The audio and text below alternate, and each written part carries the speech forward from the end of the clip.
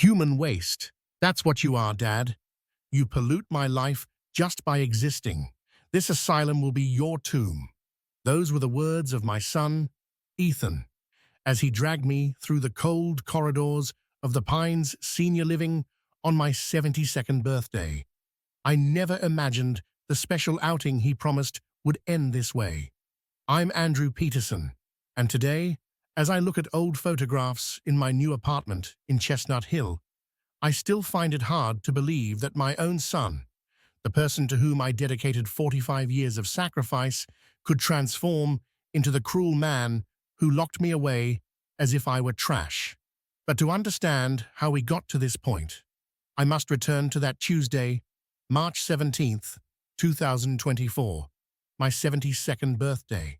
I woke up that morning with the naive hope of an old man who still believed in filial love. Ethan had called me 3 days earlier, unusually animated, promising he had prepared the best gift of my life. His voice sounded different, almost enthusiastic. Now I understand it was the excitement of someone about to be freed from a burden. Dad, I'll pick you up at 10 a.m. on Tuesday. Dress well. We're going somewhere very special, he had told me. I remember perfectly how my heart filled with foolish hope. Perhaps I thought we could finally reconnect. The last 5 years had been distant since he inherited his mother's company, my late wife Beatrice, who passed away 7 years ago. That morning I showered carefully, shaved, put on my best light blue shirt and the grey trousers I saved for important occasions. I made coffee and waited by the window of my apartment in the Beacon Hill neighborhood, watching the street. At 10 o'clock sharp, Ethan's black Audi pulled up in front of the building. I went downstairs with a smile on my face. My son got out of the car, dressed in a dark suit and red tie. He gave me a brief hug, a mechanical embrace that I should have recognized as a warning sign, but I was blinded by anticipation. "Happy birthday, Dad. Today will be a day you'll never forget," he said, with a smile I then interpreted as affection. How right he was, though not in the way I imagined. During the hour-long drive towards the outskirts of the city, I tried to make conversation. I asked him about Paige, my 19-year-old granddaughter, about the business, about Natalie, his wife. He responded in monosyllables, his gaze fixed on the road. I attributed his silence to work stress. How naive I was. I noticed small, strange things. Ethan constantly checked his watch, drummed his fingers on the steering wheel impatiently, and when I tried to turn on the radio, he practically slapped my hand to turn it off. "I prefer silence," he said harshly. I swallowed, uncomfortably, but remained quiet. We began to climb a winding road into the hills. The scenery was beautiful. Trees on both sides, clear blue sky, but something in my stomach began to churn. We passed a sign that read, "The Pines Senior Living, 2 miles." I thought perhaps Ethan did volunteer work there, that he was taking me to see the place. My mind still sought innocent explanations. When the car stopped in front of a 3-story beige building with white bars on the windows, my confusion grew. "What are we doing here, son?" I asked, in the softest voice possible. He turned off the engine, took a deep breath, and for the first time looked directly into my eyes. What I saw in that gaze froze my blood. Absolute coldness, contempt, almost relief. "Dad, this is your new home," he said, with terrifying calm. Before I could process his words, he got out of the car, walked around the vehicle, opened my door violently, and grabbed my arm forcefully. "Come on, don't make this harder," I pleaded. "Ethan, I don't understand what this means. It's a joke." My voice trembled. He didn't respond, simply dragged me towards the entrance. I tried to break free, but at 72, my strength was no match for his. At the reception, a woman in her 50s in a white uniform greeted us with a professional but uncomfortable expression. "Mr. Peterson?" she asked, looking at Ethan. He nodded. Yes, I'm bringing my father, Andrew Peterson, for permanent admission. Everything is already arranged. The words permanent admission exploded in my brain like fireworks of horror. Ethan, what are you saying? I'm not sick. I don't need to be here, I shouted, trying to free myself. The receptionist looked at us uncomfortably, clearly accustomed to these scenes.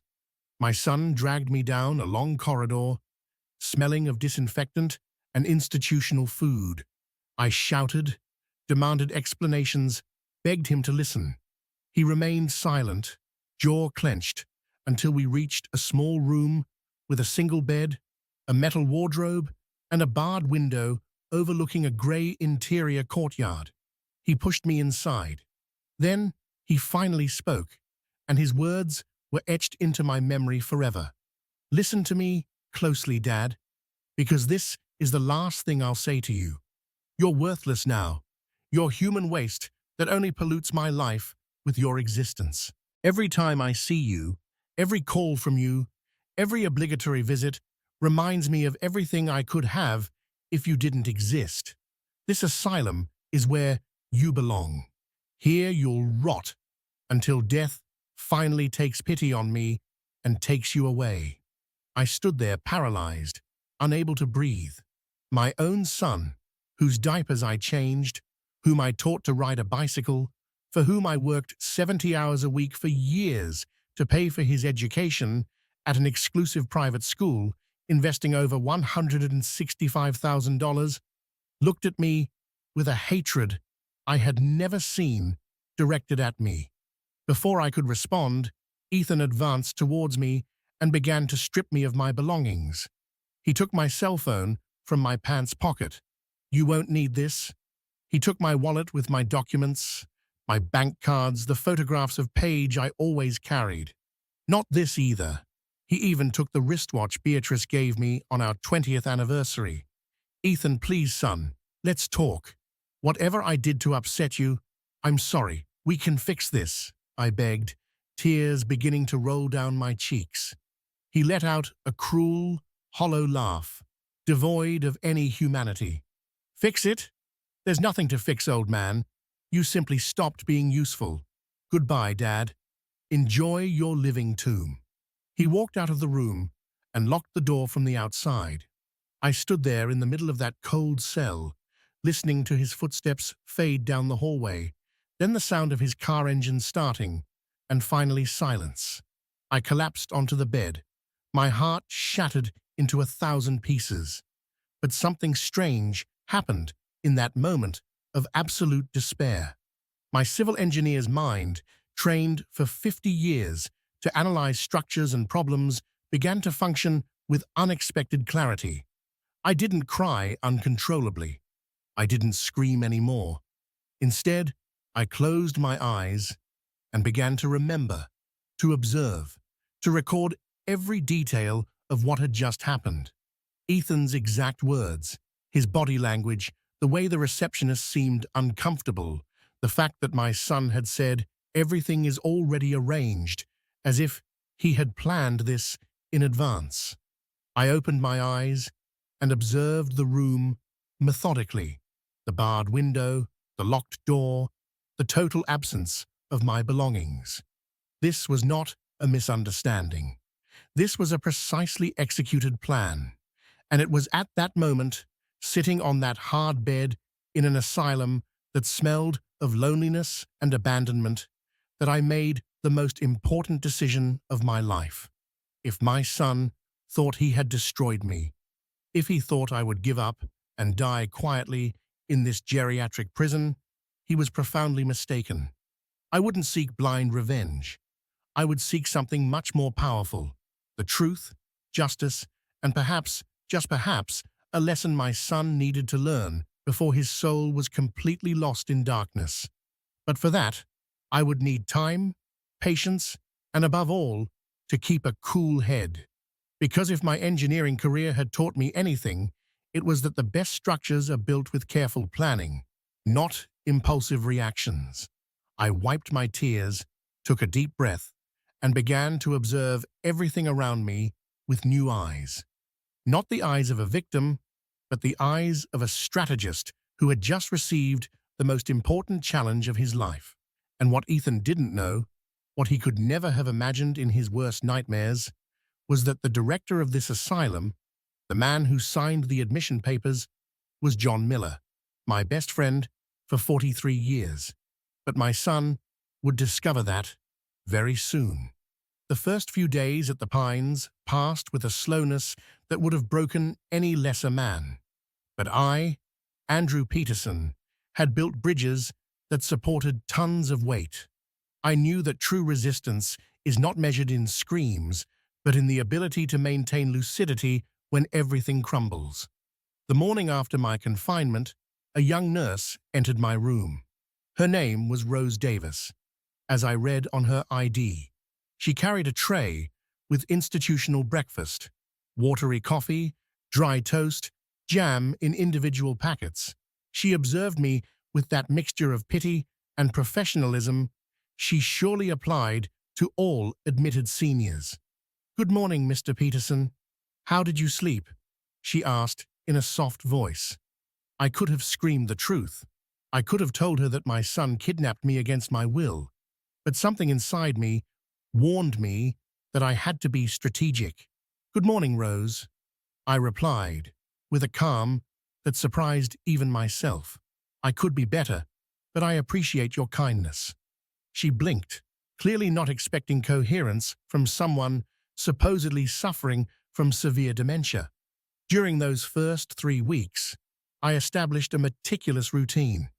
Every morning I woke up at 6 a.m. I did gentle exercises in my room. I washed carefully. When the staff entered, I conversed with them politely, asked about their families, remembered their names. I wanted everyone to see that my mind was functioning perfectly. Rose became my main source of information. One afternoon, as she brought me the medication I pretended to take but hid under my tongue to spit out later, I casually asked her, "Rose, did my son speak with you when he brought me in?" She hesitated uncomfortably. "Mr. Peterson, I shouldn't—" "Please," I insisted gently. "I just want to understand what he told you. I have a right to know, don't you think?" She sighed, looking towards the door to make sure no one was listening. "Your son explained that you requested to come here voluntarily. He said that lately you'd become aggressive, that you had violent episodes, that you forgot important things like leaving the stove on. He showed us supposed medical reports indicating advanced Alzheimer's. Every word was a carefully constructed lie. I felt rage boiling in my veins, but I kept my face serene. "And what do you think, Rose? Do I seem aggressive or demented to you?" She looked me directly in the eyes for the first time. "Honestly, Mr. Peterson, you are the most lucid and kind patient we have on this wing. That's why your file confuses me so much." I smiled sadly. "Thank you for your honesty. It means more than you imagine." During the long, lonely nights, my mind traveled to the past, searching for answers. Where had I failed as a father? I clearly remembered the day Ethan was born, June 22nd, 1979. Beatrice was exhausted after 14 hours of labor. When the doctor placed that tiny baby in my arms, I cried with happiness. "You'll be a great man," I whispered to him. "I promise you." I kept that promise with absolute sacrifice. I worked from 6 a.m. to 9 p.m., 6 days a week. Every dollar I earned as a civil engineer, I invested in giving Ethan the best. Education at an exclusive private school cost around $4,000 monthly. Piano lessons, swimming, advanced English, educational trips to Europe. Summing it all up, I invested over $165,000 in his education. But now, analyzing with painful clarity, I saw the mistakes. When Beatrice died 7 years ago from pancreatic cancer, Ethan inherited her textile import company, valued at over $550,000. I insisted he take it, thinking it would give him stability. Instead, it gave him power he didn't know how to handle. The changes were gradual. First, visits became less frequent. Then conversations became transactional. Dad, I need you to sign these papers. Dad, lend me $44,000 to expand the business. I always agreed, blinded by paternal love. 5 years ago, when Ethan turned 40, I noticed him acting differently. More arrogant, materialistic, obsessed with appearances. He drove expensive German cars, wore Italian suits, dined at restaurants where a meal cost $220. When I asked if everything was going well financially, he responded with irritation. I'm perfectly fine, Dad. Stop treating me like a child. The clearest sign came 2 years ago. Paige, my granddaughter, came to visit me crying. Grandpa, Mom and Dad argue all the time about money. Dad says, you're a burden, that when you're no longer around, he can sell your properties and live peacefully. I comforted her, thinking they were words spoken in a moment of stress. How naive. Now, locked in this cold room, the puzzle pieces fit with brutal clarity. Ethan didn't admit me out of medical concern. He admitted me because I am an obstacle between him and my assets. The 3 commercial properties in prime areas, like Beacon Hill and Chestnut Hill, that I bought with decades of work, valued together at over $900,000. The $330,000 in investments, the bank accounts with savings I accumulated by living modestly. One afternoon, on the 10th day of my confinement, I had a revealing conversation with Carol, another nurse in her 60s. She was cleaning my room while I looked out the barred window. Mr. Peterson, Carol said suddenly, I've been working in assisted living for 32 years. I've seen everything. And let me tell you something. You don't belong here. Your gaze is too clear, your movements too sure. What's really going on? I turned to her, evaluating whether I could trust her. I decided to take a chance. Carol, my son brought me here against my will. He took everything from me, my phone, documents, money. He told the staff I'm demented, but as you can see, I'm not. She nodded slowly. I imagined as much. Do you have family who can help you, friends? I have a granddaughter, Paige, but Ethan probably told her I'm traveling or something. She's in college. She has no way of knowing where I am. I paused. And I have friends, yes, but no phone, no way to contact the outside. Carol interrupted in a low voice. The director of this facility, Mr. Miller, is a fair man. He does personal nightly rounds, checking that everything is in order. Perhaps if you speak with him. My heart leaped. John Miller. How hadn't I thought of it before? When Rose mentioned the Pines on the first day, the name sounded familiar, but my brain was too traumatized to connect. Now I remembered. John had told me years ago that he managed an assisted living facility on the outskirts of the city. Carol, I said urgently, does Mr. Miller's first name happen to be John? She nodded. Yes, John Miller. Do you know him? A small smile, the first in days, appeared on my face. Carol, John and I built the Bay Bridge reconstruction project together in California in 1982. We've been friends for 43 years. Carol's eyes lit up. Then there's hope, Mr. Peterson. Mr. Miller passes by the rooms around 11 p.m. I'll keep an eye out. When he comes, I'll give you a signal. That night, I waited awake, my heart pounding. At 11:15, I heard footsteps in the hallway. The door opened softly. A tall man of 68 entered, gray hair perfectly combed, metal-rimmed glasses. He wore a white medical director's coat and carried a clipboard. Our gazes met. I saw his eyes widen with absolute shock, disbelief, transforming into recognition. Andrew, he whispered, his voice cracking. Hello, old friend, I replied, with a calm I didn't feel. I suppose we have a lot to talk about. John closed the door carefully behind him, making sure no one else was in the hallway. His face had gone from initial shock to a mixture of indignation and absolute confusion. He approached my bed with quick steps, placing the clipboard on the metal nightstand. "Andrew, for God's sake, what on earth are you doing here?"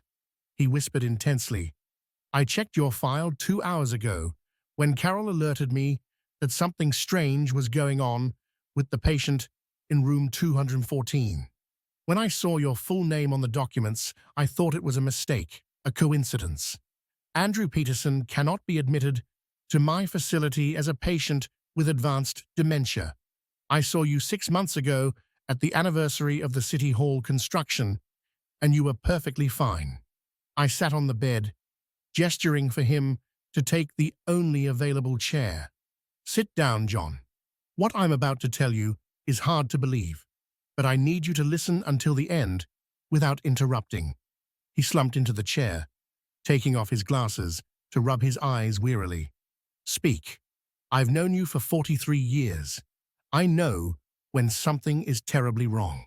For the next 20 minutes, I recounted everything. The fake special birthday outing, Ethan's cruel words, how he stripped me of my belongings, the lies he told the staff about my supposed dementia and violence. John listened, jaw tense, the veins in his neck bulging with each revelation. When I finished, he remained silent for almost a full minute, processing the information. Finally, he spoke, his voice trembling with suppressed rage.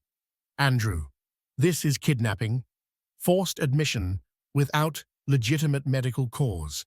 I can get you out of here right now. I'll call the police. I'll report your son for—" "No," I interrupted him with surprising firmness. He looked at me astonished. "Not yet, John. What do you mean, not yet?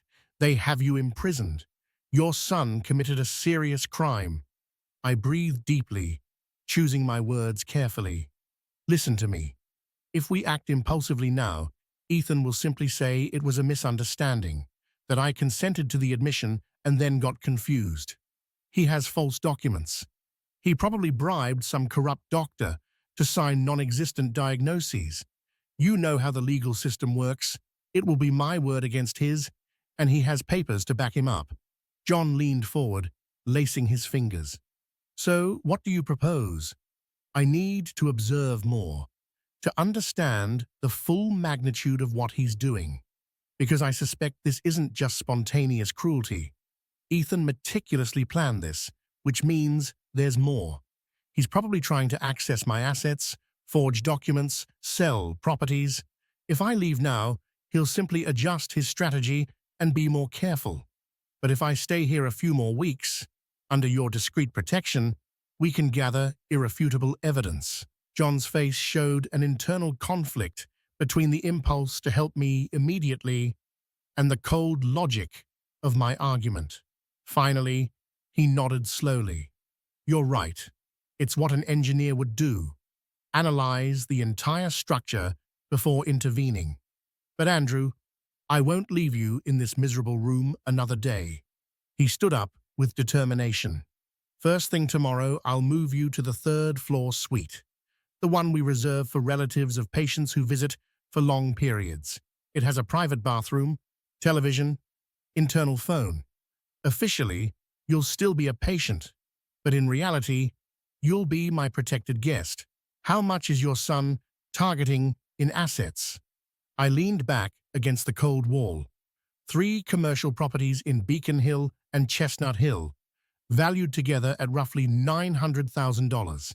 Investments in government bonds and stocks for about $330,000. Savings accounts with around $240,000 accumulated over 40 years of work. Total, approximately $1,470,000. John whistled softly, a powerful motive to lock away a father.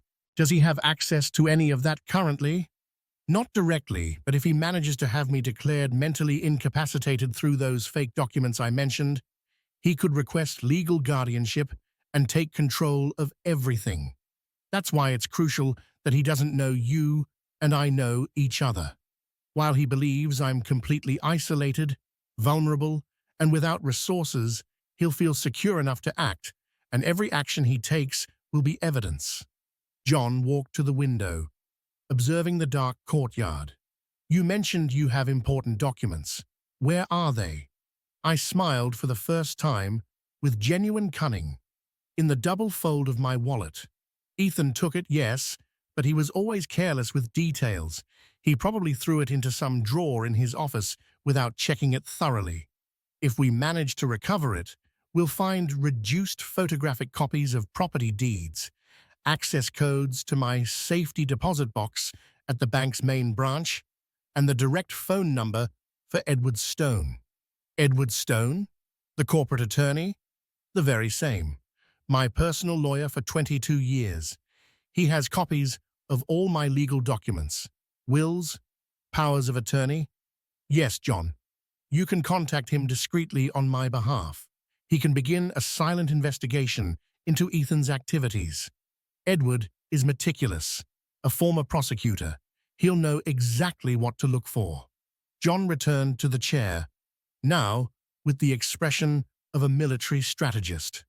All right, this is what we'll do. First thing tomorrow, I'll move you to the suite. I'll tell the staff you need special isolation due to episodes of nocturnal agitation requiring direct supervision. That will justify me visiting you frequently without raising suspicion. I'll provide you with a basic cell phone that only you and I will know about. From there, you can contact Edward. Perfect. But there's something more important, John. I need you to document everything about my admission. The absence of a legitimate prior medical evaluation, the statements Ethan made to the staff, any irregularities in the paperwork. If this goes to court, eventually, we'll need institutional proof that this was fraud from the start. He nodded vigorously. I have complete access to files. I can make copies of everything without anyone noticing. Also, I'll install a small security camera in your new room, officially for medical monitoring. In reality, it will record anything we need. We remained silent for a moment, processing the magnitude of what we were planning. Finally, John spoke, his voice laden with emotion. Andrew, when we worked together in California, building that bridge in 1982, we were young. You were 30, I was 26. We spent 18 months mixing concrete under the scorching sun, welding beams 12 feet high, sleeping in shared barracks. We shared bottles of cheap wine, stories of our wives, dreams of the future. You taught me that the foundation of any solid structure is integrity. I never forgot that lesson. I felt a lump in my throat. And you taught me that true friendship is tested not in moments of celebration, but in moments of crisis. John extended his hand. I took it firmly. You'll get through this, brother. Not just free, but victorious.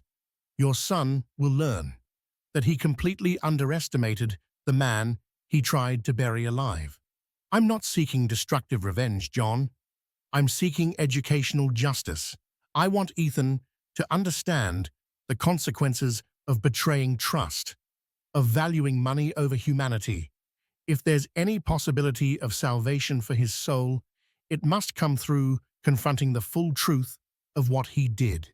John stood up, gathering his clipboard.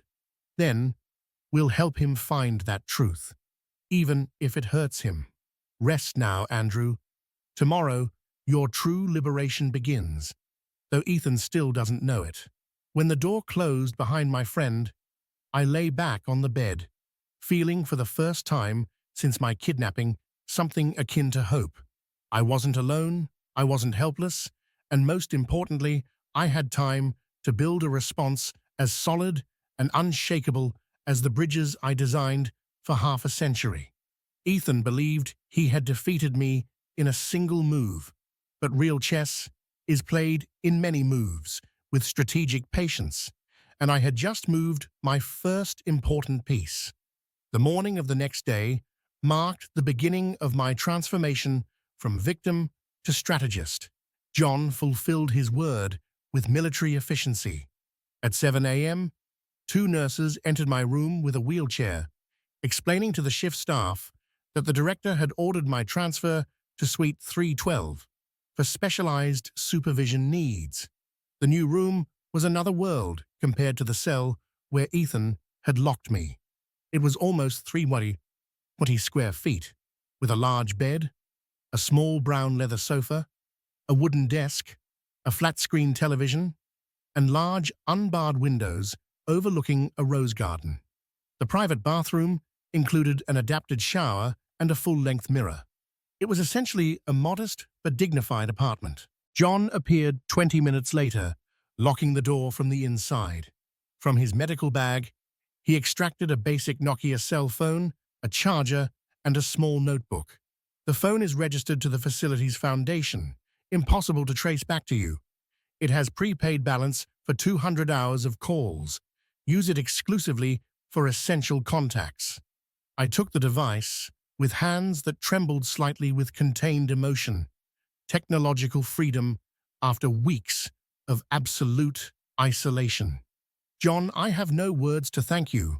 He gestured dismissively. Brothers don't thank each other. They support each other. Now let's talk strategy. You need to contact Edward Stone as soon as possible. But first, we must consider what exact information you need him to investigate. I sat at the desk, opening the notebook to a clean page. My engineer's brain entered structural planning mode. First, I need Edward to review all bank accounts under my name. If Ethan tried to access them, there will be digital traces. Banks record every attempted login, every request for information, every suspicious movement. John nodded as I wrote. Second, he must verify the legal status of my 3 properties. If Ethan is trying to sell or mortgage them, he'll need to forge my signature on deeds. That leaves notarial evidence. Third, I want to know if he filed any judicial requests for guardianship or legal incapacitation based on those false medical diagnoses. And regarding your wallet, John asked, you mentioned hidden documents in the... I closed my eyes, visualizing every detail of that brown leather wallet I used for 15 years. In the secret compartment behind the card section, there are reduced photographs of the property deeds for 43 Main Street, 212 Elm Avenue, and 89 Oak Street. Also, the 6-digit code for my safety deposit box at the bank, 739215, and Edward's business card with his direct number handwritten on the back. John scribbled furiously. Do you think Ethan checked that compartment? My son inherited many things from his mother, but attention to detail was not one of them. Beatrice was organized and meticulous.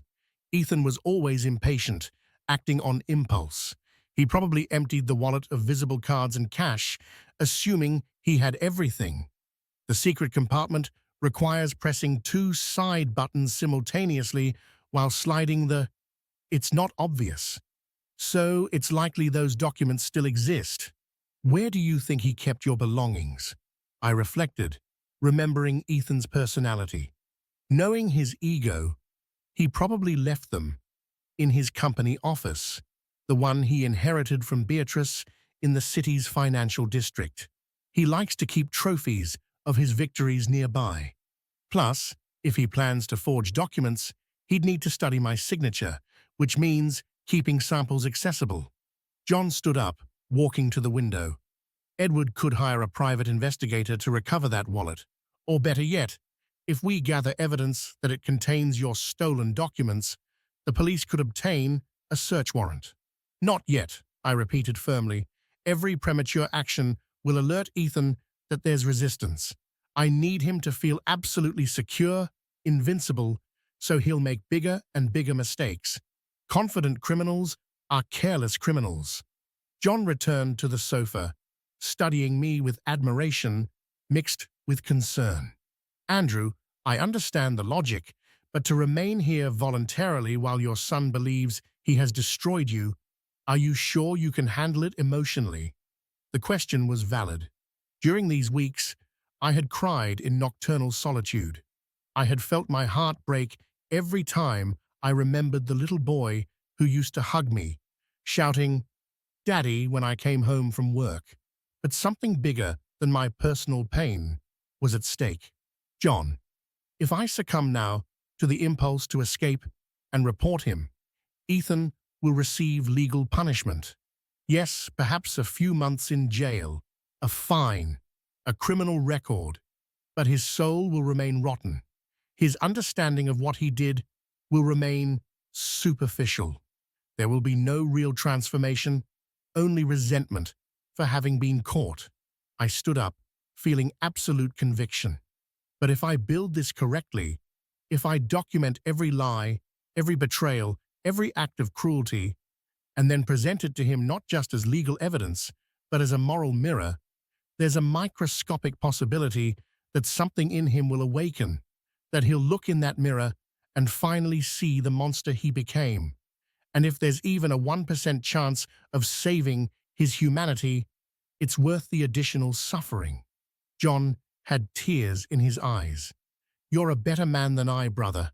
I would just want to destroy him. Destruction is easy. Reconstruction is the real challenge of engineering, whether of buildings or human souls." We spent the next hour elaborating a detailed plan. John would contact Edward that same afternoon using a secure phone from his private office. He would explain the complete situation, sending him photographs of my fraudulent file as preliminary proof. Edward would begin an immediate discreet investigation into suspicious financial movements.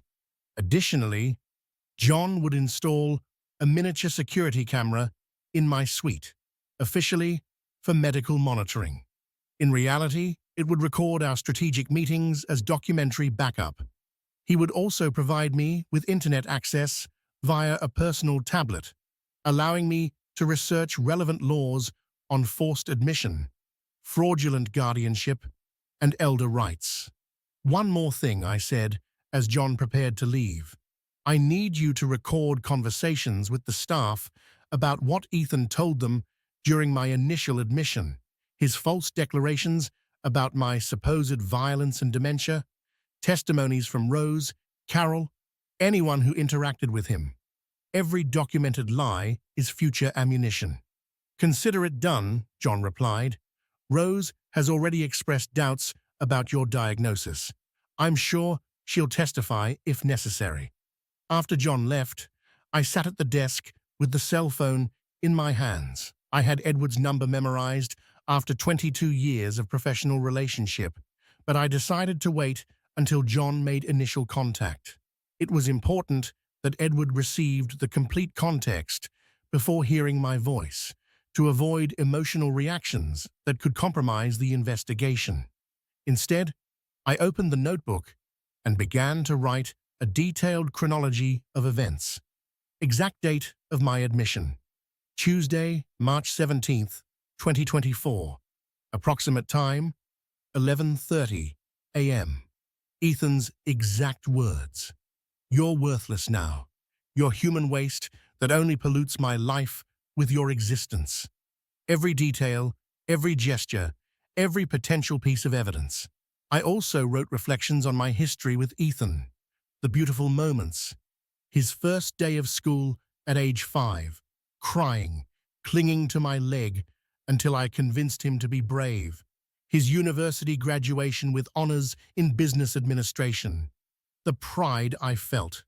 His wedding to Natalie, clumsily dancing a waltz while I laughed. The birth of Paige when he called me at midnight, excitedly shouting, "Dad, you're a grandpa." But also the dark moments I ignored out of blind love, when I caught him at 16 stealing money from Beatrice's wallet, when he brutally fired a housekeeper for accidentally breaking an expensive plate, when he mocked a homeless man on the street in front of Paige, teaching her contempt. The signs were always there. I simply refused to see them, blaming stress, external influences, anything but accepting that my son was developing corrupt values. That night, lying in a comfortable bed with clean sheets, I looked at the ceiling, thinking of Beatrice. If she were alive, Would she have prevented this? Or would Ethan have also betrayed her to inherit faster? The second option terrified me more.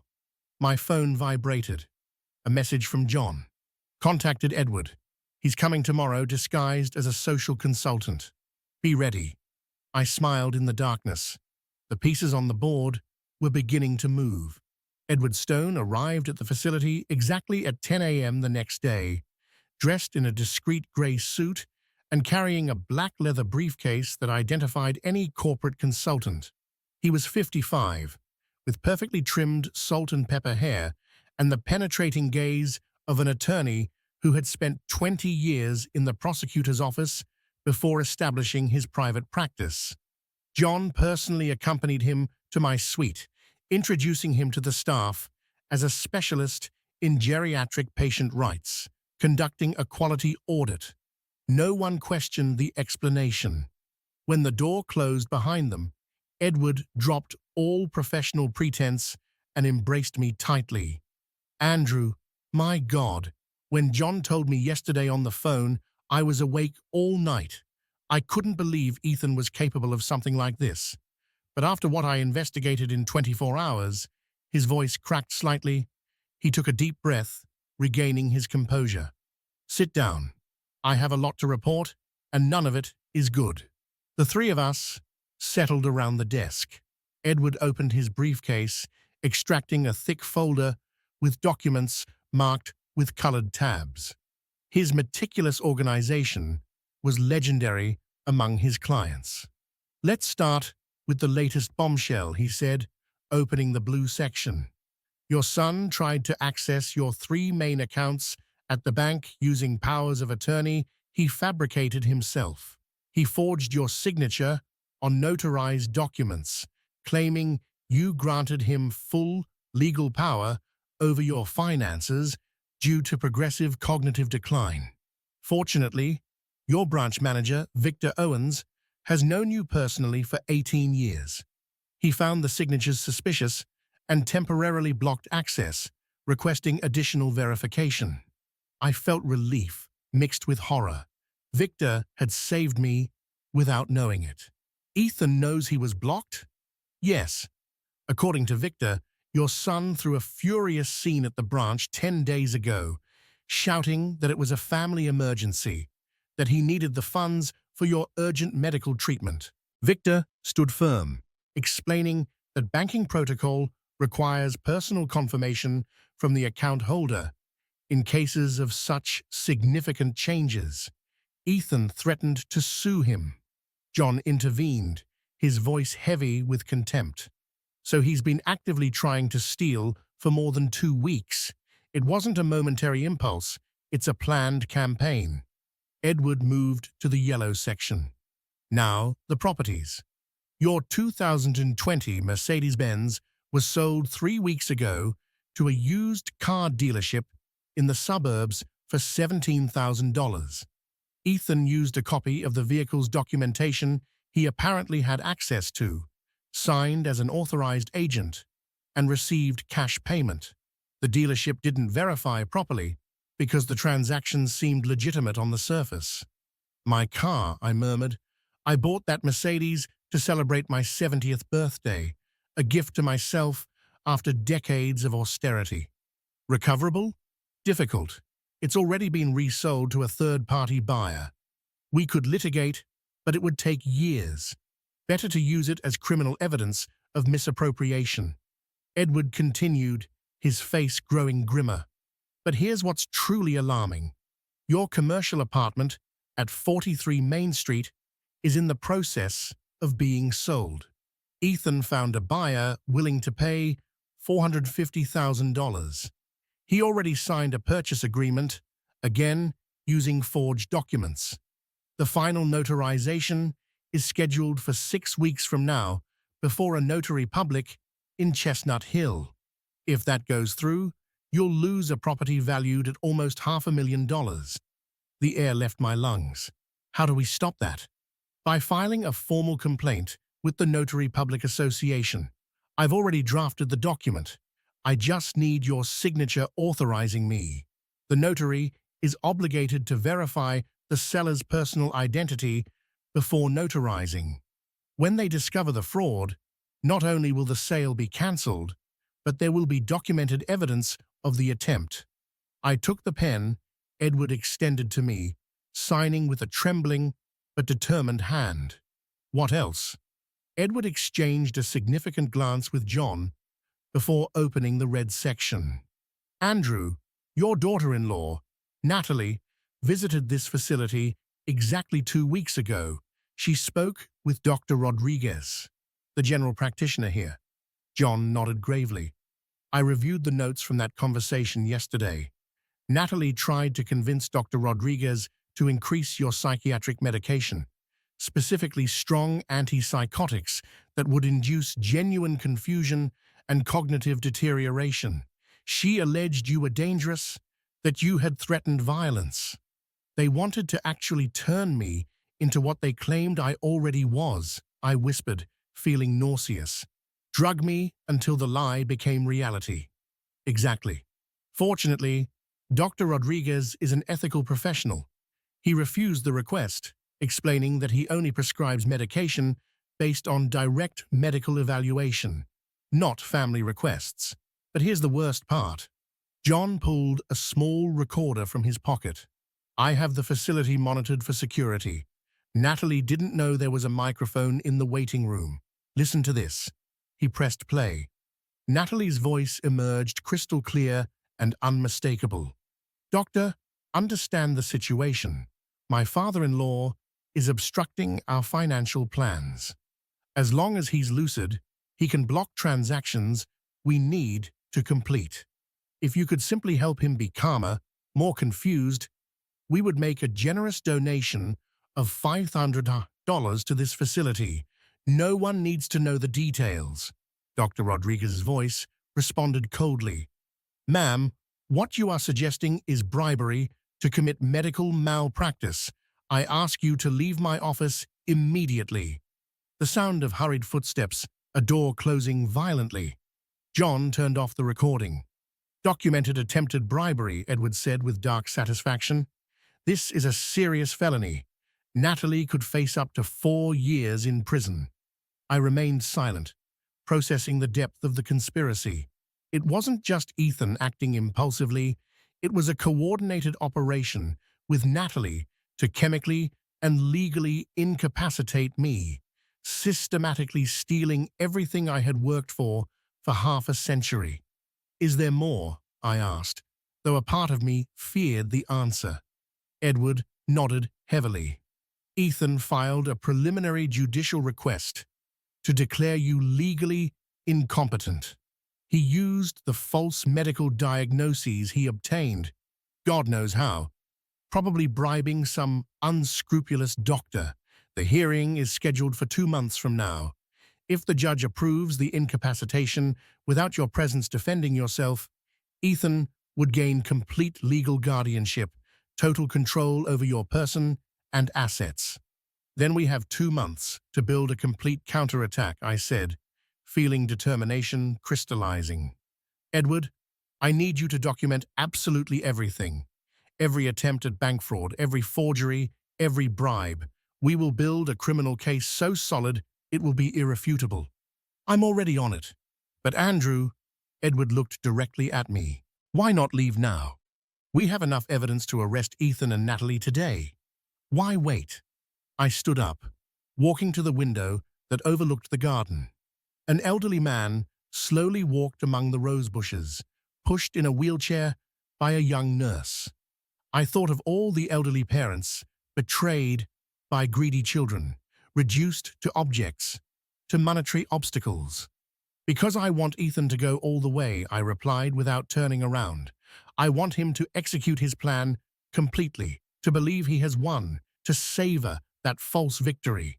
Only then, when he is most confident and vulnerable, will we show him the full mirror of his monstrosity. The fall from a greater height generates a greater impact, and only absolute impact has a microscopic chance of genuine transformation. Edward slowly closed his folder. You're playing chess, while your son is playing checkers. He has no idea of the opponent he faces. My son taught me something unintentionally, I said, turning to them. He taught me that paternal love has limits, that there comes a time when you must choose between protecting your son from consequences or protecting him through consequences. I have spent 72 years choosing the first option. It's time to choose the second. John approached, placing a hand on my shoulder. And what if this doesn't change him, Andrew? If it's too late for his redemption, then at least I'll prevent him from destroying others. Paige, future partners, employees, anyone who crosses his path.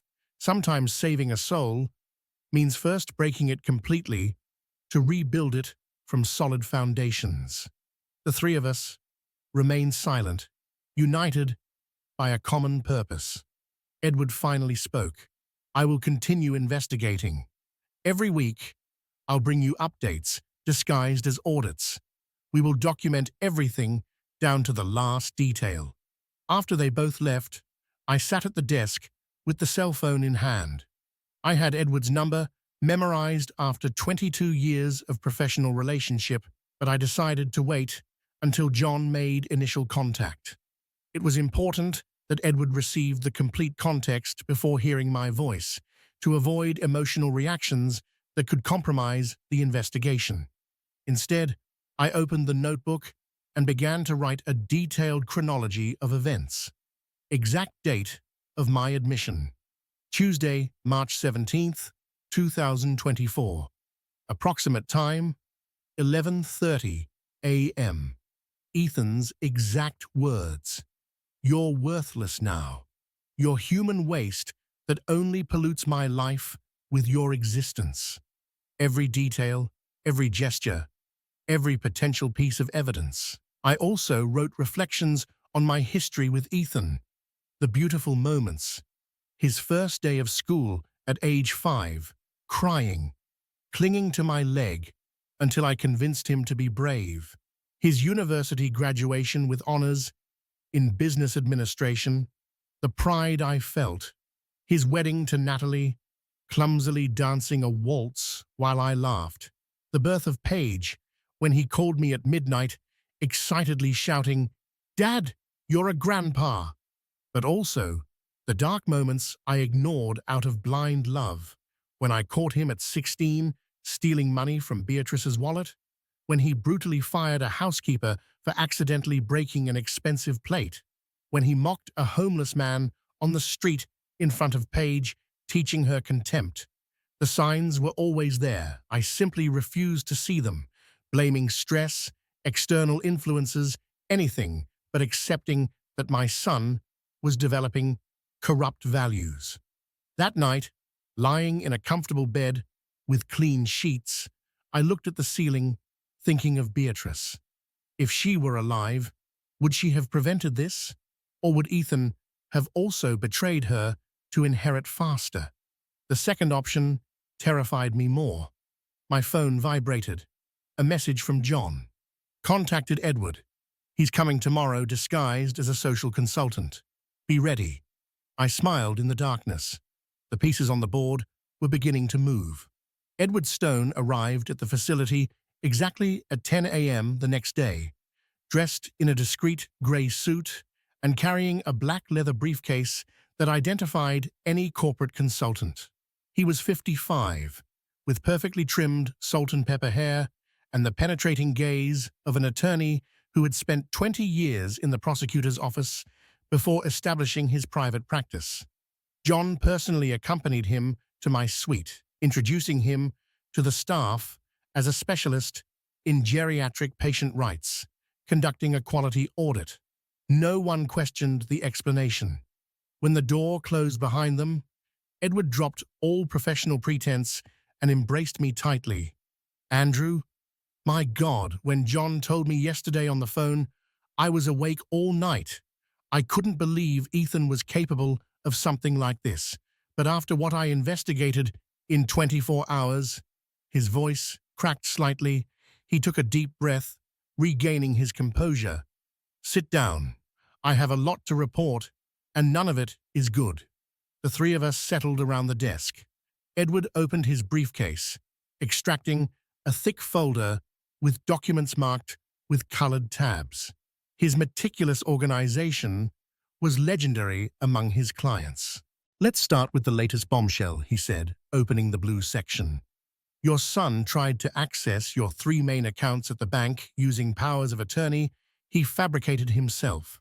He forged your signature on notarized documents, claiming you granted him full legal power over your finances due to progressive cognitive decline. Fortunately, your branch manager, Victor Owens, has known you personally for 18 years. He found the signatures suspicious and temporarily blocked access, requesting additional verification. I felt relief mixed with horror. Victor had saved me without knowing it. Ethan knows he was blocked? Yes. According to Victor, your son threw a furious scene at the branch 10 days ago, shouting that it was a family emergency, that he needed the funds for your urgent medical treatment. Victor stood firm, explaining that banking protocol requires personal confirmation from the account holder in cases of such significant changes. Ethan threatened to sue him. John intervened, his voice heavy with contempt. So he's been actively trying to steal for more than 2 weeks. It wasn't a momentary impulse, it's a planned campaign. Edward moved to the yellow section. Now the properties. Your 2020 Mercedes-Benz was sold 3 weeks ago to a used car dealership in the suburbs for $17,000.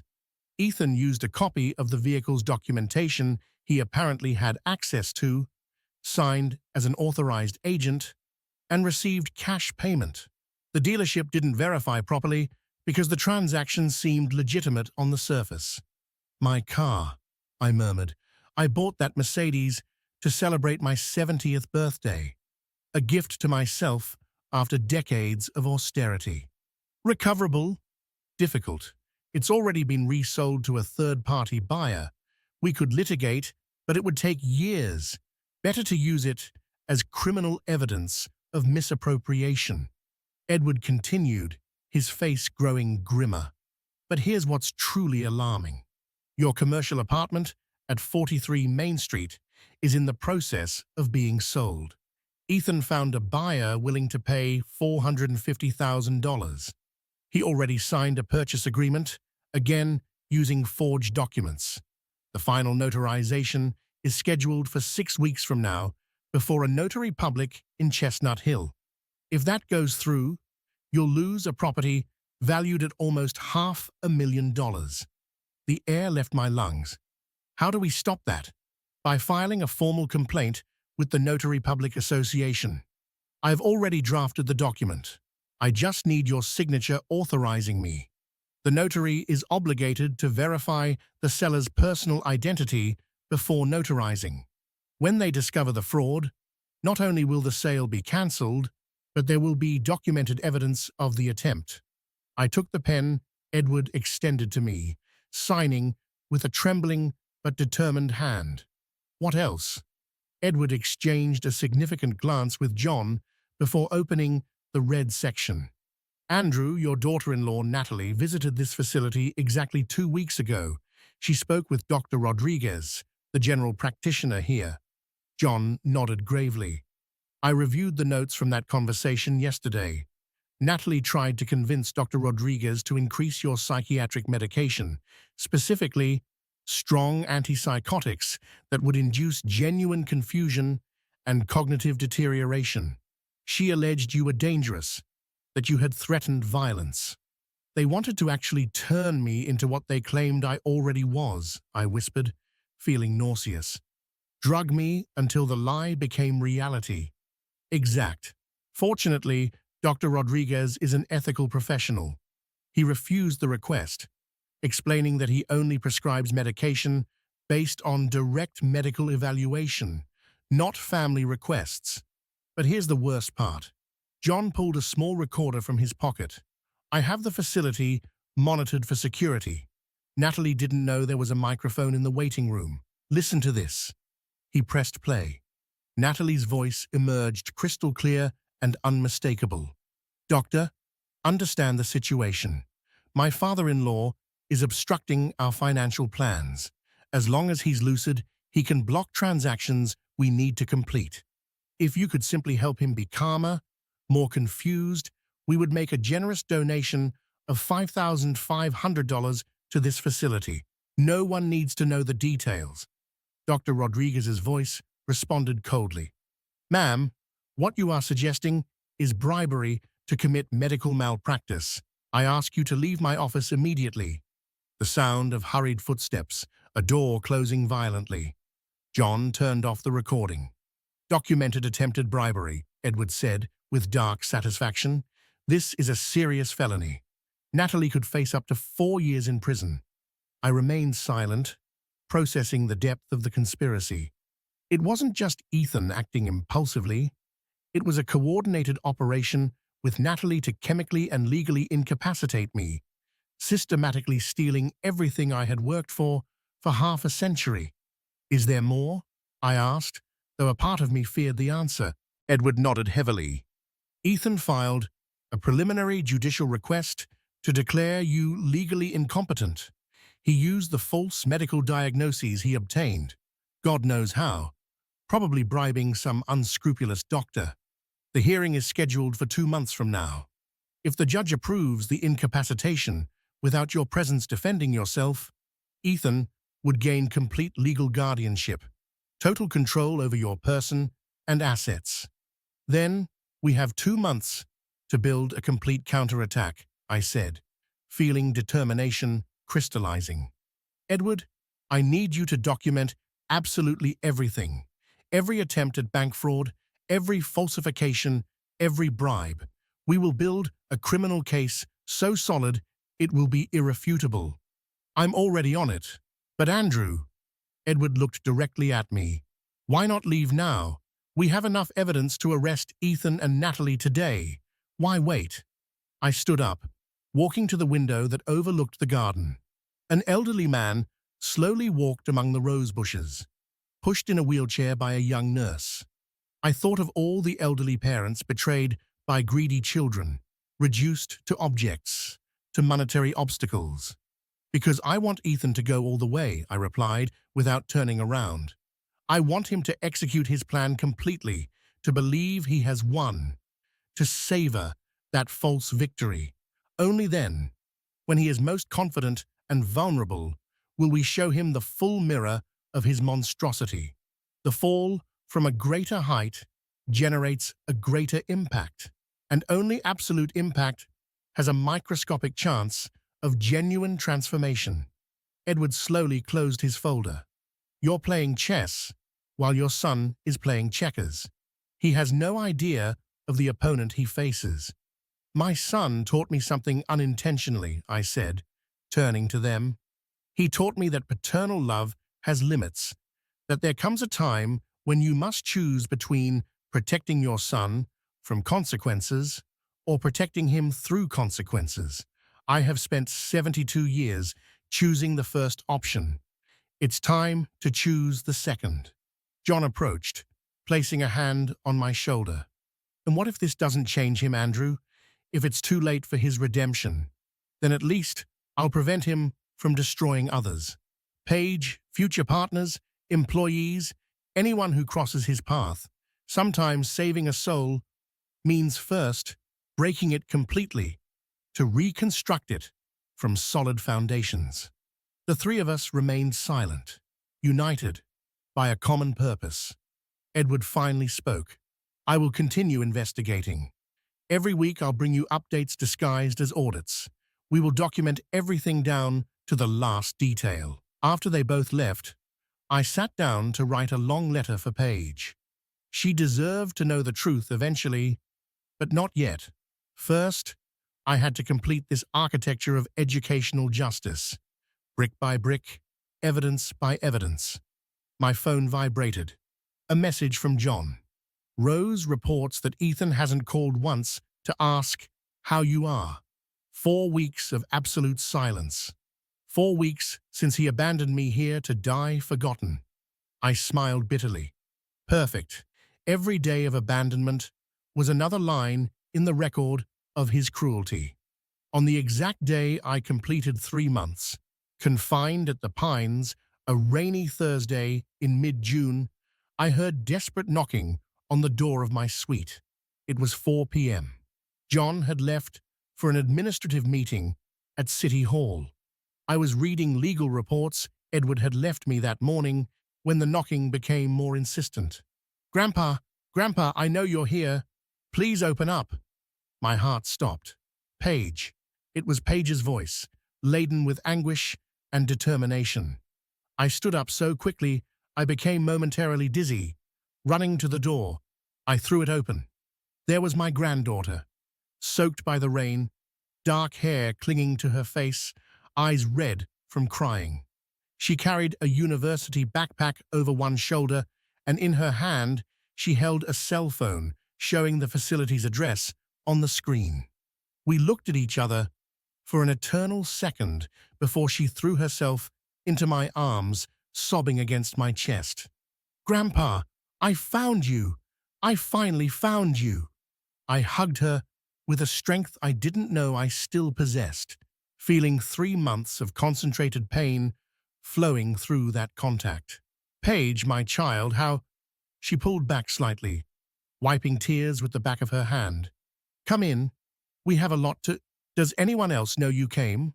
"Only the reception staff, I suppose." "Come in quickly." I closed the door, guiding her to the sofa.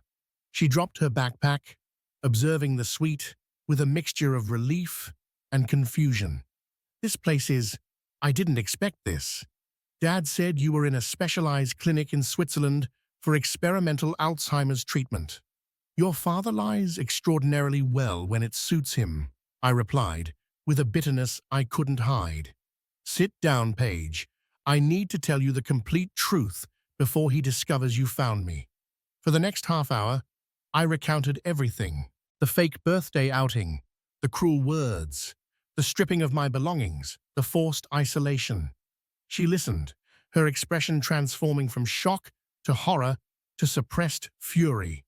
When I mentioned Natalie's attempt to drug me through medical bribery, Paige stood up abruptly. "I knew something was wrong.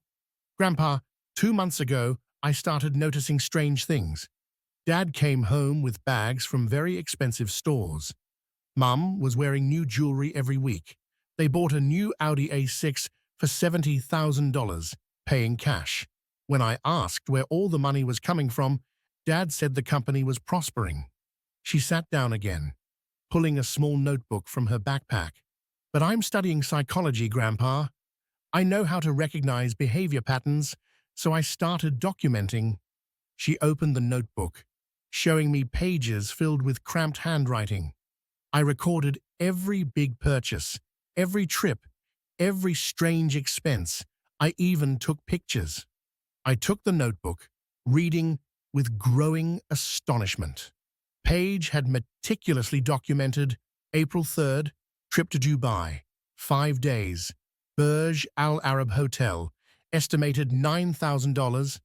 April 16th, Mom buys diamond necklace at a high-end jewelry store, $20,000, according to a phone conversation I overheard. April 29th, Dad buys a Rolex Submariner watch, $14,500. The list continued page after page. At the end, Paige had calculated the total, $135,000 in 4 months. "Paige, this is pure gold as evidence. How did you know to look for me specifically here?" She smiled sadly. 3 weeks ago, I tried to call you. Your number was disconnected. I went to your apartment in Beacon Hill. Empty. Mail accumulating. I confronted Dad. He repeated the Switzerland story, but something in his eyes lied. I knew it with absolute certainty. She leaned forward, intensity burning in her gaze.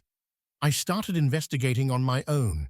I searched his office one night when he was out. I found documents, papers with your signature that looked strange, different, and I found payment receipts for this residence. 3 months prepaid for a total of $4,000, and then nothing. As if they had abandoned you here, expecting you to simply disappear. My throat tightened with emotion. You risked a lot, snooping around like that. If your father had discovered you, I don't care what Dad thinks, she said with uncharacteristic vehemence. You're my grandpa, the only one who taught me real values, who listened to me when everyone else ignored me, who paid for my college when Dad said it was an unnecessary expense because women just get married anyway. I owe you everything. Tears rolled freely down my face. Now, Paige, you have to listen to me carefully.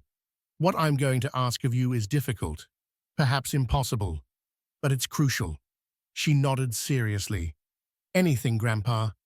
I need you to go back home and act as if nothing happened. You cannot reveal that you found me. You cannot confront your father. I need you to be my eyes and ears on the outside, documenting your parents' every move, while I build a solid legal case against them. I saw conflict in her expression. You want me to pretend normality while I know they have you imprisoned here? I'm not imprisoned, not anymore, I explained. The director of this facility, John Miller, is my best friend for 43 years. He's protecting me, helping me gather evidence. I have an attorney working the case, but we need more time, more proof. If we act prematurely now, your father might escape full consequences. Paige processed the information, biting her lower lip as she did since childhood when deep in thought. So this is a trap. You let Dad think he won while you prepare a counterattack. Exactly. But Paige, you must understand something. This will end with your father facing serious criminal charges. Prison, probably. Your mother, too. Can you live with that? She looked at me without blinking. Grandpa, a month ago, I heard Mom say on the phone, the old man should just die quickly and save us trouble. She was talking about you. My own father calls you human waste when he thinks no one is listening. They're not my parents anymore. They're greedy strangers using your money to live luxury fantasies while you rot here. So yes, I can perfectly live with seeing them pay. I hugged her again. You're stronger and braver than I was at your age, but this will be painful. Seeing them daily, feigning family love, while knowing the truth. I've been living with it for weeks already, she responded. At least now, I'll have a purpose. What specifically do you need me to document? We spent the next hour strategizing. Paige would continue her detailed expense diary. She would try to photograph documents if she gained access to Ethan's office again. She would record conversations, whenever possible, using a recording app on her phone. She would report any strange meetings, suspicious calls, unusual behavior. I also added, keep in contact with my close friends, Philip Reed, Mark Thompson, people who have known me for decades. Ask them to write sworn statements about my historical mental state, confirming that I never showed signs of dementia or violence. Those testimonies will destroy your father's false diagnoses. Paige furiously took notes in a new notebook I provided her. How often do we communicate? Use this number. I wrote my secret phone number on a piece of paper. Memorize it, then destroy the paper. Call me only from private places, never from your house where they might overhear you. University library, public restrooms, parks, vary the locations. She memorized the number, repeating the digits until she mastered them. Then she tore the paper into minuscule pieces and flushed them down the toilet. When she returned, her expression was that of a soldier accepting a dangerous mission. One last thing, Grandpa. What happens to me at the end of this? When Dad and Mum are arrested, where will I be? I took her hands in mine. Paige, you are innocent. You are also a victim of their lies. Whatever happens, I will protect you. I have resources, properties, investments that your father couldn't touch. Your education is secured. Your future is secured. You will never be alone. She cried silently, squeezing my hands. Thank you, Grandpa, for everything, for not giving up. Petersons don't give up, I replied, with a small smile. Your grandmother Beatrice taught me that, and now you remind me. Paige stayed another half-hour before the rain let up. When she finally prepared to leave, she hugged me one last time. I'll get you out of here soon, Grandpa. I promise you. You already got me out, my child. You gave me hope and purpose. That's worth more than physical freedom. I watched her walk away down the hallway, backpack on her shoulder, head held high. In her, I saw the future, redemption, proof that not all was lost. If my lineage produced a monster like Ethan, it also produced an angel like Paige. That night, lying in darkness, I reflected on the strange balance of the universe. I lost a son, but gained a warrior granddaughter. And perhaps, just perhaps, at the end of this painful path, I would recover something of that son too, or at least save his soul from total perdition. The last week of June marked the definitive turning point in my strategy. Exactly 3 months since my forced admission, and every piece of the puzzle finally fit with Swiss watch precision. Edward arrived that Monday at noon with a briefcase noticeably heavier than previous visits, his face exhibiting a mixture of professional satisfaction and moral disgust. Andrew, we have everything, he announced, depositing the briefcase on my desk with a thud. Absolutely everything necessary to legally bury your son and Natalie. The question is no longer if we can win, but how long you want them to suffer before we act. John entered moments later, locking the door. We had synchronized these meetings like a military operation. The three of us sat down as Edward unfolded organized folders with numbered tabs from 1 to 15. Let's start with the latest bomb, he said, opening folder number 1. Confirmed by private investigator. Ethan stopped paying this facility exactly after the initial 3 prepaid months. $4,000 was the total he disbursed. After that, absolute silence. He expected the administration to simply transfer you to an overcrowded public facility or worse, leave you on the street when they couldn't contact him. John intervened, his voice filled with disgust.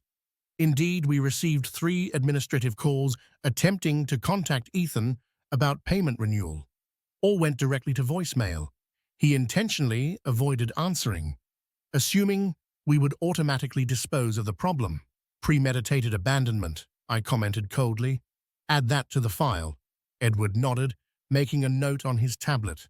Folder 2. Audio recording of Natalie attempting to bribe Dr. Rodriguez with $5,500 to medicate you psychiatrically. I have an official transcript certified by a forensic calligrapher. This is a crime of medical bribery, according to the state criminal code. Penalty, up to 4 years in prison. He continued methodically. Folder 3.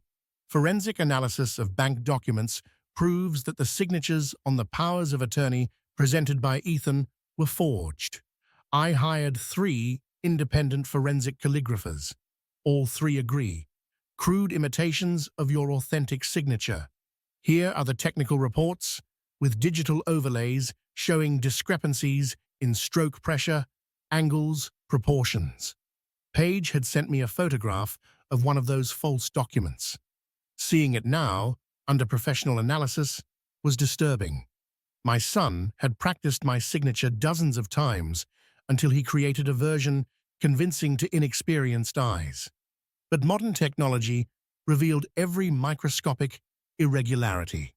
Folder 4, Edward continued. Fraudulent sale of your Mercedes-Benz. I have a sworn statement from the dealership confirming that Ethan presented himself as legal agent. He used seemingly legitimate documentation.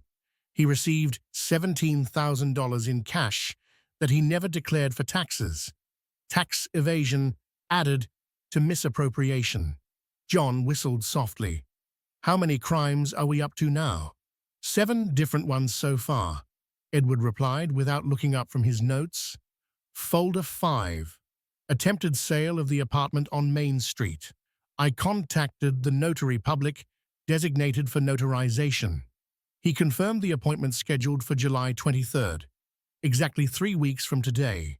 Ethan already signed the purchase agreement, again using forged documentation. The notary accepted my formal complaint, blocked the transaction, and initiated an internal investigation. Does the buyer know what's happening? I asked.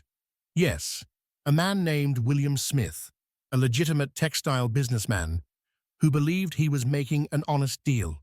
He's furious with Ethan, threatening to sue for damages for making him lose time and resources in due diligence. He could be a valuable witness in court. Edward opened folder 6 with a particularly grim expression. This is perhaps the most disturbing. Paige provided me with her diary, documenting extravagant expenses from your stolen funds. I hired a forensic accountant to trace the exact origin of the money. Results? Ethan sold your Mercedes for $17,000 in cash. He withdrew $53,000 from a shared savings account you had with Beatrice, an account that he inherited upon her death, but which he legally should not have touched until your passing, according to testamentary clauses. I felt a stab in my chest. That account was for Paige. Beatrice and I established it specifically for our granddaughter's college. I know, Edward said. I read Beatrice's will. Clause 17, paragraph 3. Funds remain intact until the death of my husband Andrew, at which time they will be transferred in their entirety to our granddaughter Paige Peterson for her higher education. Ethan violated his own mother's testamentary will. John stood up, walking to the window with his hands in his pockets. How can someone fall so low? Not only betraying his father, but also profaning his mother's memory. Greed dissolves bonds that love built, I said quietly. Continue, Edward. Folder 7. Testimonial statements that Paige compiled following your instructions. Philip Reed, your bridge partner for 25 years, confirms you play complex games, memorizing every card played. Mark Thompson, your gym buddy, testifies you completed the Boston Marathon at 70. Dr. Alice Monroe, your primary care physician for 18 years, provides a complete medical history, showing 0 signs of cognitive deterioration in annual exams until last February, 1 month before your admission. Medical evidence completely contradicts the fraudulent diagnoses Ethan presented. John summarized. Exactly. Folder 8. Complete financial tracing of Ethan and Natalie's expenses over the last 4 months. Trips to Dubai and Paris, $12,000. Audi A6, $70,000, paid in cash. Various jewelry, $23,000. Designer clothing, $8,000. Luxury restaurants, $7,000. Electronics, $4,000.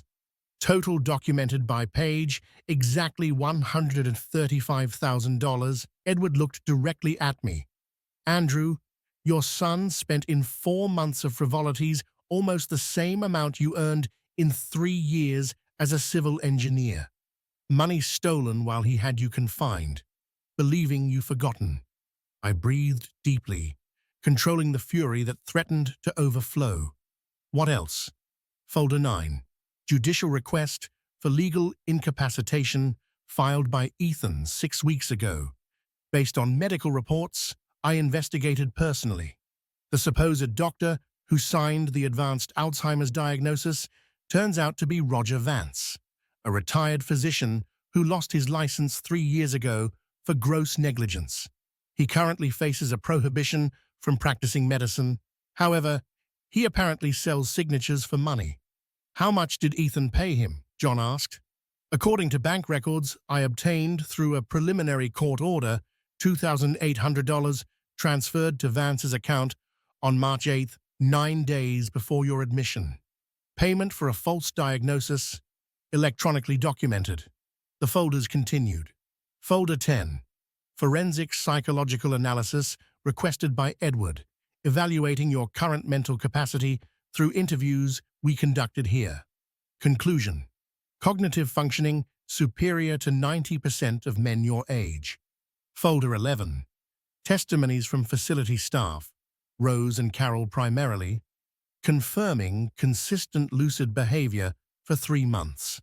Folder 12. Complete asset investigation revealing your 3 commercial properties, investments, bank accounts.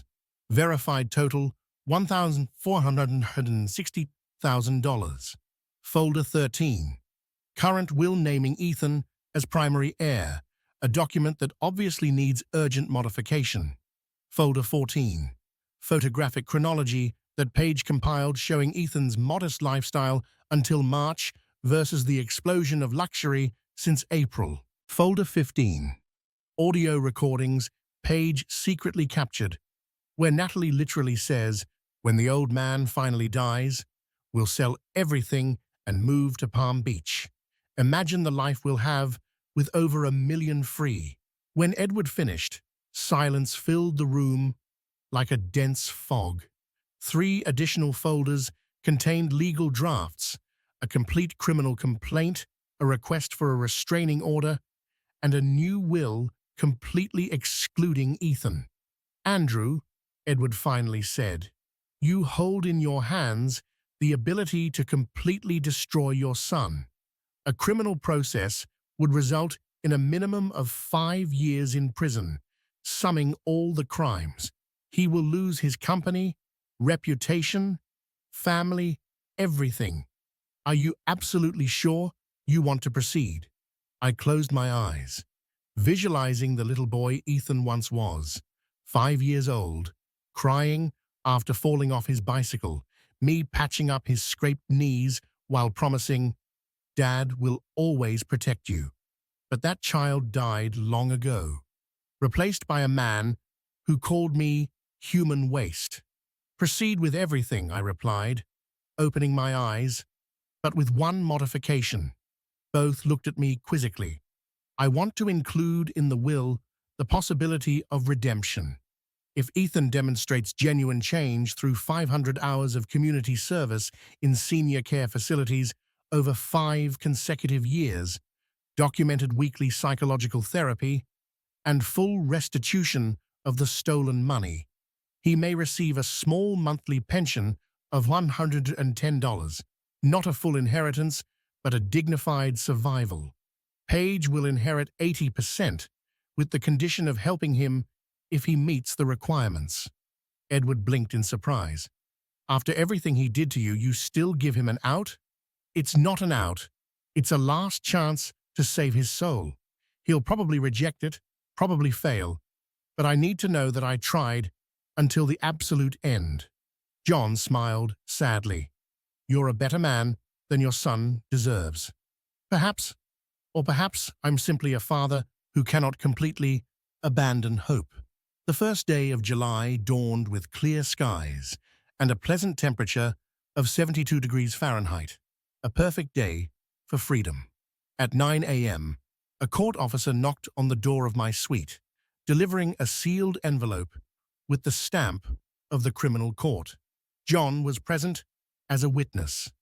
"Mr. Andrew Peterson," the officer read formally, "you are hereby notified that an immediate release order has been issued following a review of your case. You are free from admission with immediate effect. Furthermore, a protection order has been issued against Ethan Peterson and Natalie Hayes, prohibiting direct or indirect contact with you under penalty of arrest." I signed the acknowledgement of receipt with a surprisingly firm hand. 3 months of planning were reaching their culmination, but this was merely the beginning of the second phase: confrontation and consequences. Edward had coordinated everything meticulously. I would not return to any of my known addresses. Instead, I moved into an apartment I bought 15 years ago in a discreet Chestnut Hill neighborhood, a property Ethan never knew existed. A 4th property, kept in absolute secrecy, a refuge I planned precisely for unpredictable emergencies like this. The apartment was on the fifth floor of an old restored building on a quiet street, 650 square feet, 2 bedrooms, a small balcony with a view of a tree-lined square. Modest, but comfortable. John personally accompanied me, helping me install basic furniture Edward had bought days earlier. "Are you sure you don't want to stay at my house?" John offered, as we arranged clothes in a closet. "I have a permanently empty guest room." "I need independence," I explained. "This place represents a new beginning. Besides, strategically, it's better that Ethan can't trace me through known associations." As we organized, my cell phone rang. "Paige, Grandpa, Dad just received a large envelope by certified mail. He's pale, reading documents. I hear him mention a criminal complaint, forgery, court order. I think your counterattack has arrived." "That's right, my child. Stay alert, but safe. Do not intervene no matter what happens. Observe and report." 5 minutes later, Edward called. The 4 criminal complaints were delivered simultaneously. One to Ethan at his office, another to Natalie at the gym where she does Pilates, a third to the notary public who was going to notarize the fraudulent sale, and a fourth to the bank. A preventive block has also been executed on all your accounts against unauthorized access. Ethan will discover that he has been completely cut off from your assets. I hung up and looked at John. Now comes the interesting part. Ethan will try to contact me desperately. I didn't have to wait long. At 11 a.m., Rose called me from the Pines.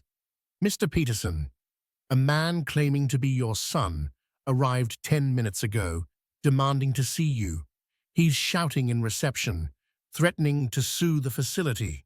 We explained that you were legally released this morning, but he won't accept the answer. We've called security." "Yes, Rose, and document everything. If he becomes violent, call the police." Half an hour later, Paige reported, "Grandpa, Dad came home like a hurricane. He broke a lamp, throwing it against the wall. He's shouting that someone betrayed him, that this is a conspiracy. Mom is crying, saying they need a lawyer urgently. Dad tried to call your old number, but it's obviously disconnected. Now he's calling all your known friends. No one is answering." I smiled with grim satisfaction. Philip, Mark, and the others had received instructions to completely ignore any contact from Ethan. The noose was tightening. At 2 p.m., Natalie appeared at Edward's office without an appointment. He called me from the restroom while she waited in reception. "Andrew, your daughter-in-law is here, hysterical. She says she wants to negotiate, that it was all a terrible misunderstanding. Should I see her?" "Record her if she agrees to speak, but make it clear that no negotiation is possible. The criminal charges have been filed. Only the prosecutor's office can withdraw them now, and they won't with such overwhelming evidence." Edward met with her briefly. As he recounted to me later, Natalie alternated between tearful pleas and veiled threats. "Andrew is senile, confused. We were just trying to protect him. This is elder abuse manipulated by you people." Edward simply handed her a copy of the audio recordings where she tried to bribe Dr. Rodriguez and spoke of waiting for the old man to die. Natalie left the office staggering. The real blow came at 4 p.m. The prosecutor assigned to the case, a woman named Brenda Rogers with a reputation for being implacable, summoned Ethan and Natalie for mandatory deposition on July 9th. Edward had presented such an exhaustive file that the prosecutor decided to proceed immediately without additional investigation. Paige sent me a photograph of the summons Ethan left on the dining table.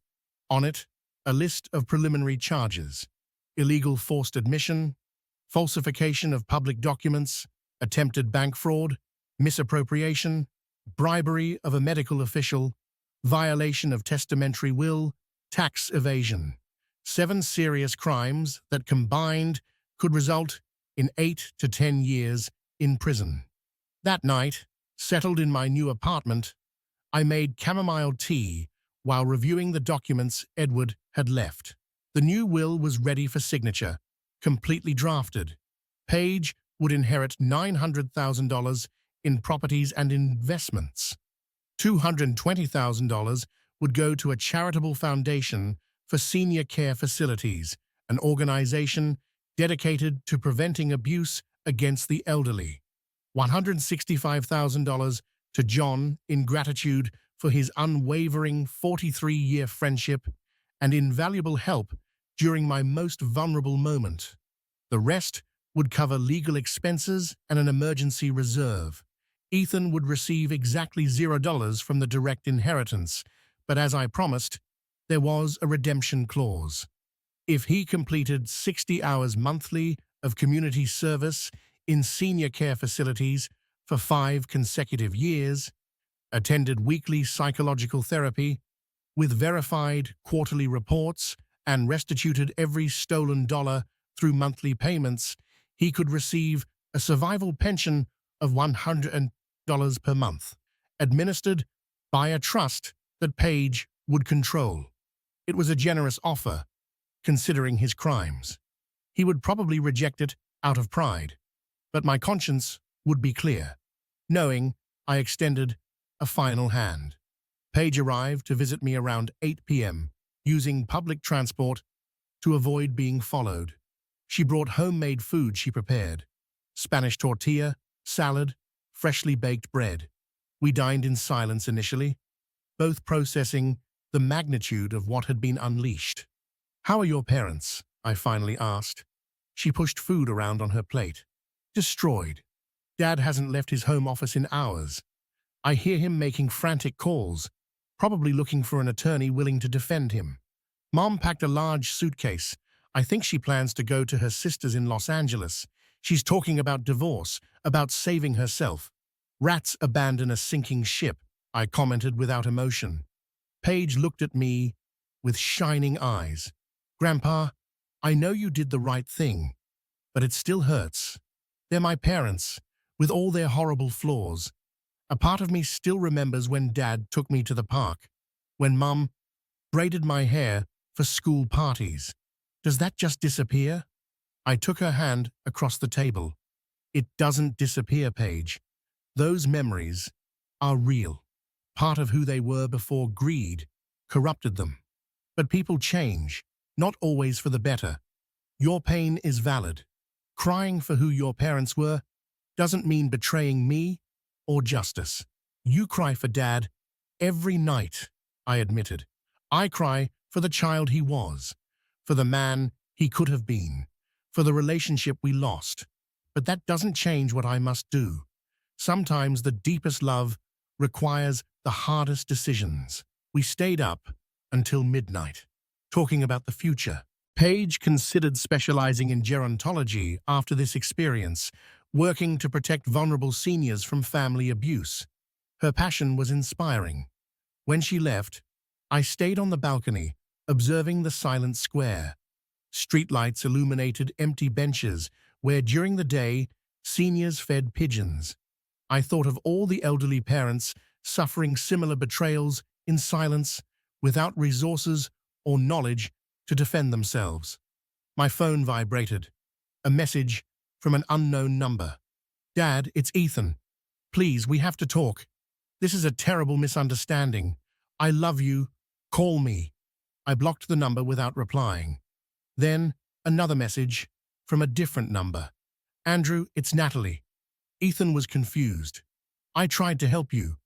Please drop the charges. Think of Paige." I blocked that one too. Edward had warned me they would attempt desperate emotional manipulation. I would not fall for it. A third notification, an email from Ethan's lawyer, requesting an urgent meeting to resolve the matter out of court before a public scandal. I forwarded the email to Edward with a simple note. "You reply." My answer is no.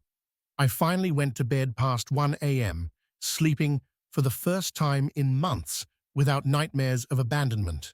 Because now, the abandoned one was not me, it was my son, facing consequences he built with his own cruel hands. On September 9th, 2 months after my liberation, The day of the preliminary court hearing arrived. Courtroom number 3 of the criminal court, an imposing grey stone building in downtown. Edward picked me up at 8 a.m., and we reviewed the final strategy together during the taxi ride. Remember, Andrew, stay calm, no matter what Ethan or his lawyer say.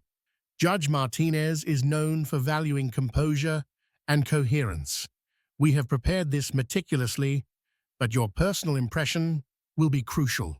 We arrived 30 minutes early. The courtroom was still empty. Rows of varnished wooden benches, an elevated dais where the judge would preside, American flags flanking the judicial shield. We took seats in the front row on the left side. John arrived 10 minutes later, dressed in a formal dark suit. Paige entered alone, avoiding looking directly at me so as not to show obvious favoritism before testifying. At 9 o'clock sharp, the back doors opened.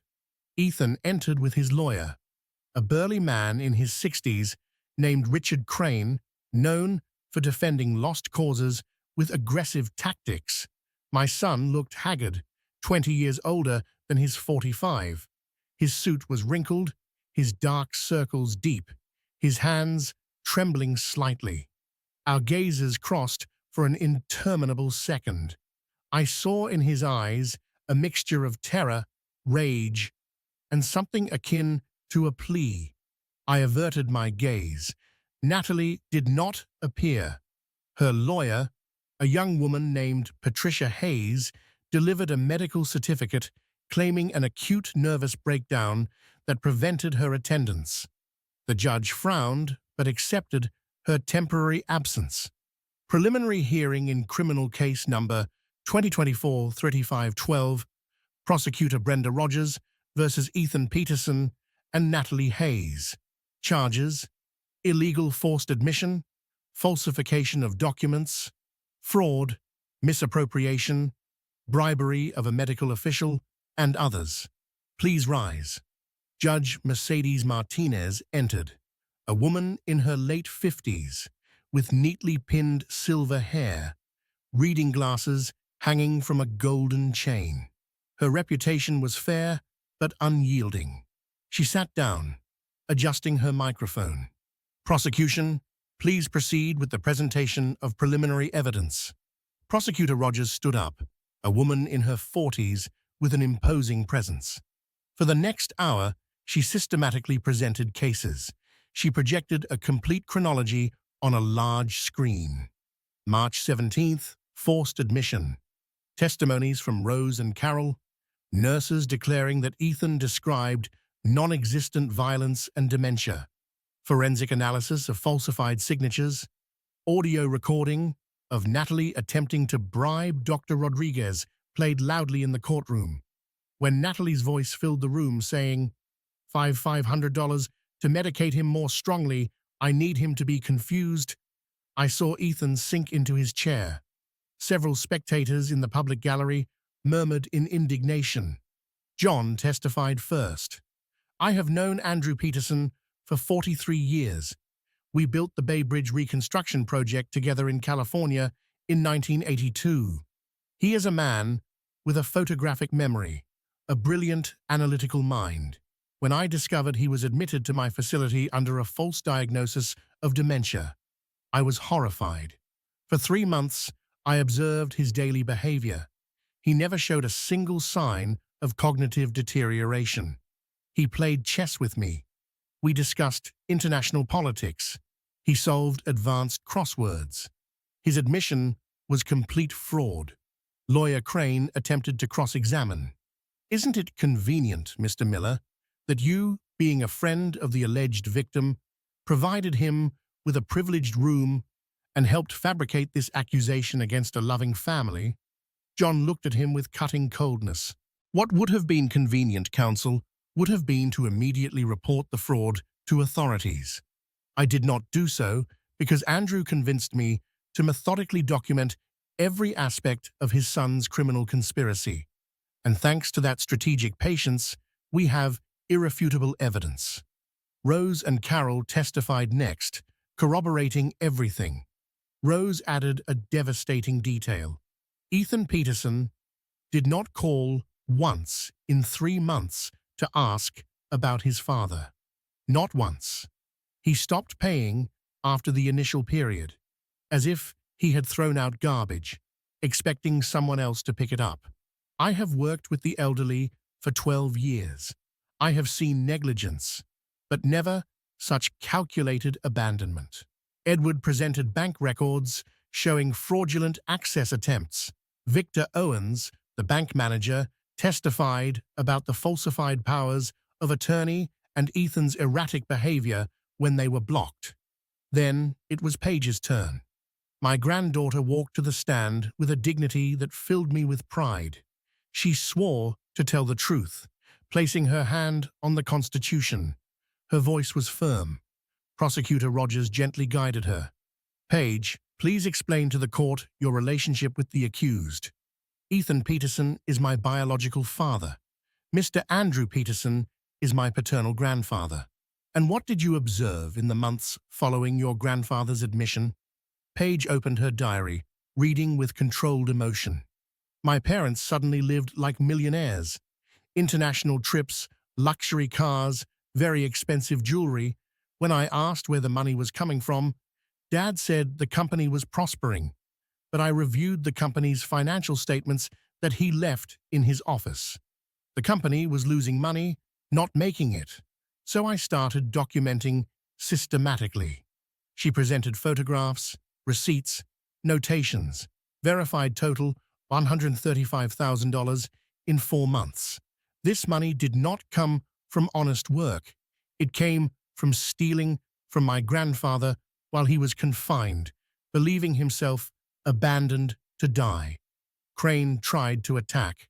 "Miss Peterson, isn't it true that your grandfather promised you a substantial inheritance if you testified against your father?" Paige looked him directly in the eye. "My grandfather offered me unconditional support because he always has. I testify against my father, not for money, but because I witnessed his crimes and I cannot live with that silent complicity. I am a psychology student.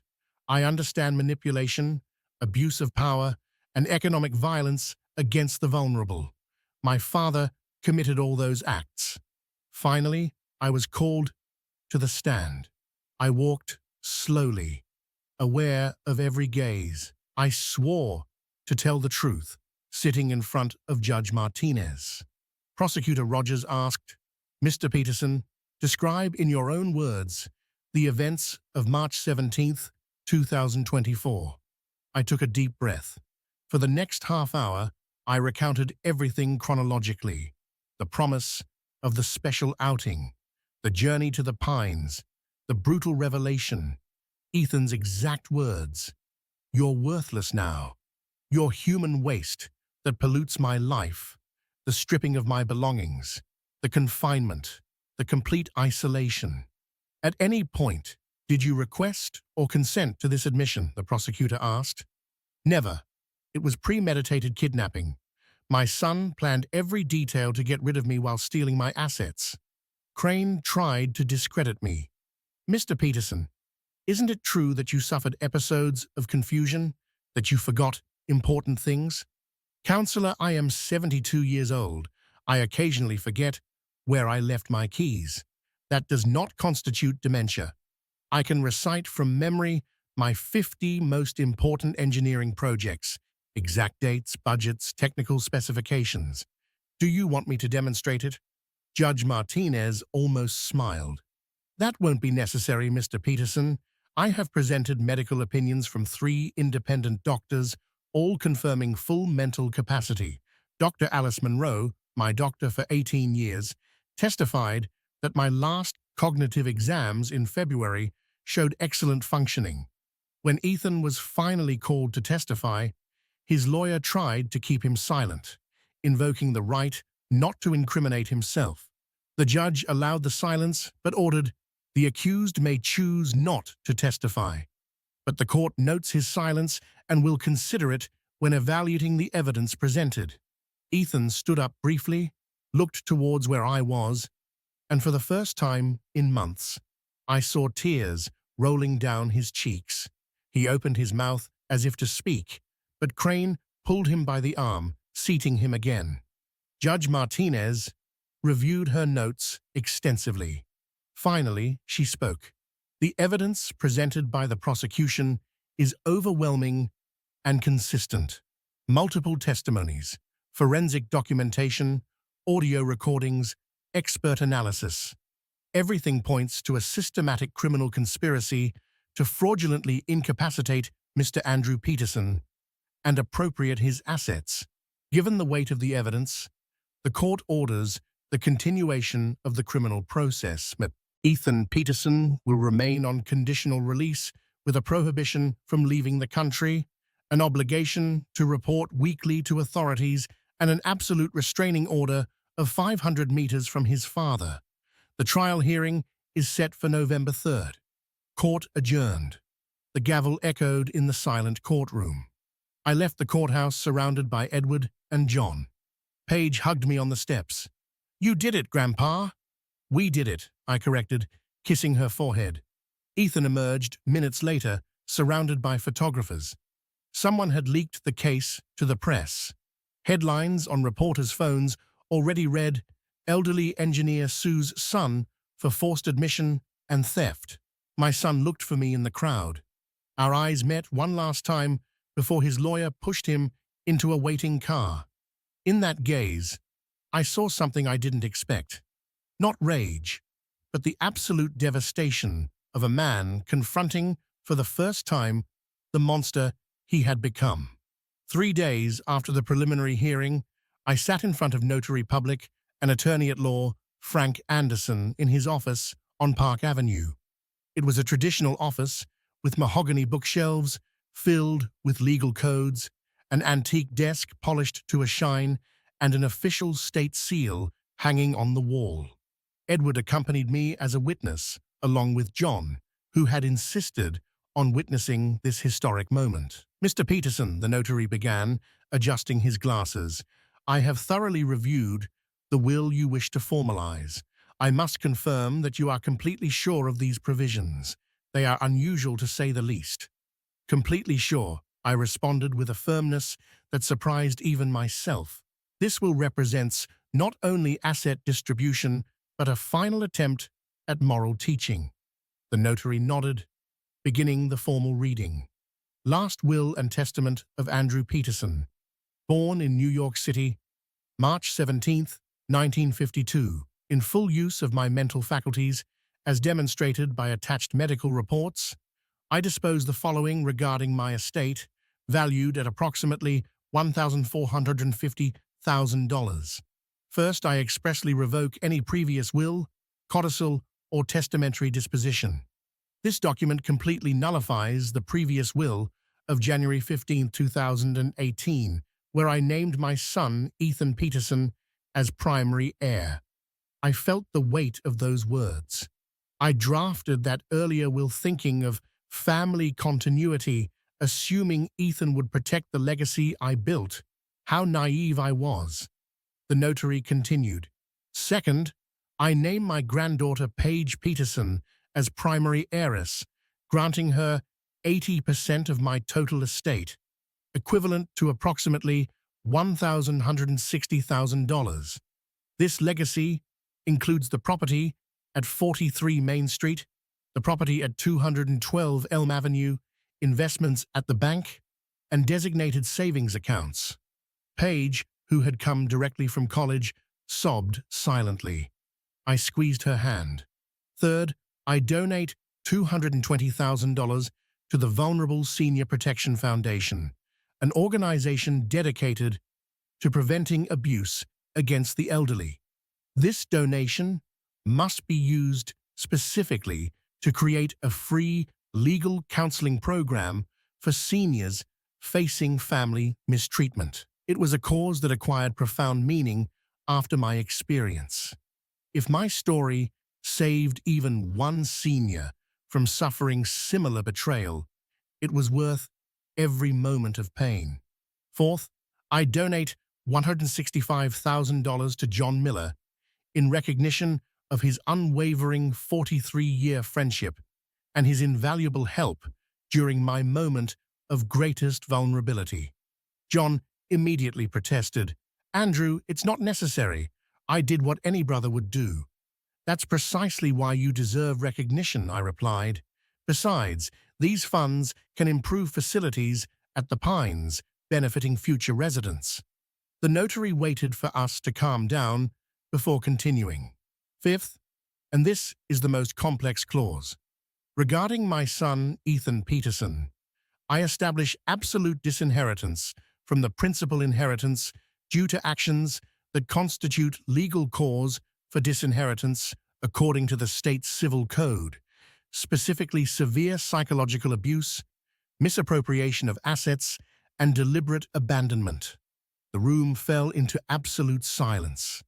Even having discussed this extensively, hearing it formalized was shocking. However, the notary proceeded, reading carefully, "I establish an extraordinary possibility of redemption through strict fulfillment of the following conditions for an uninterrupted period of 5 years. 1. Complete 60 verified monthly hours of community service in senior care facilities, personally assisting residents with dementia, paralysis, or conditions requiring intensive care."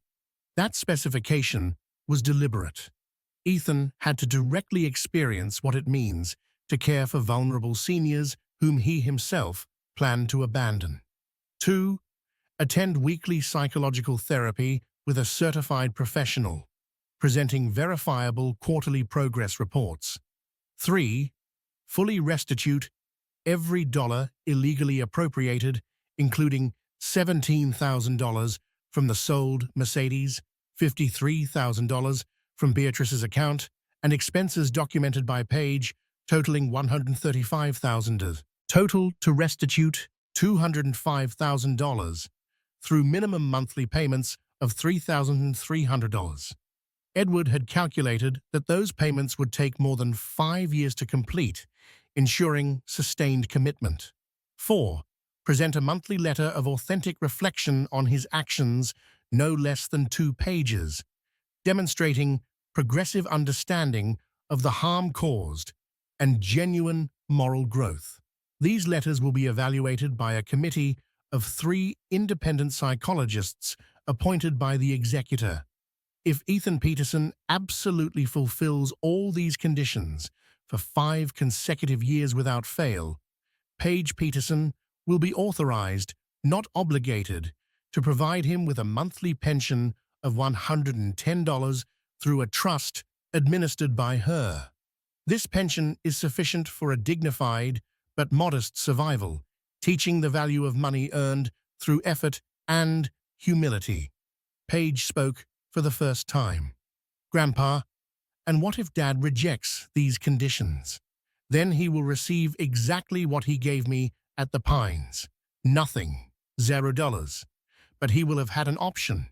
He will have known the path to redemption, and if he chooses not to take it, it will be a conscious decision that reflects his true character."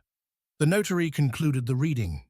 The 6th, I name Edward Stone as principal executor, granting him an additional $55,000 for this work, which I anticipate will be complex and prolonged.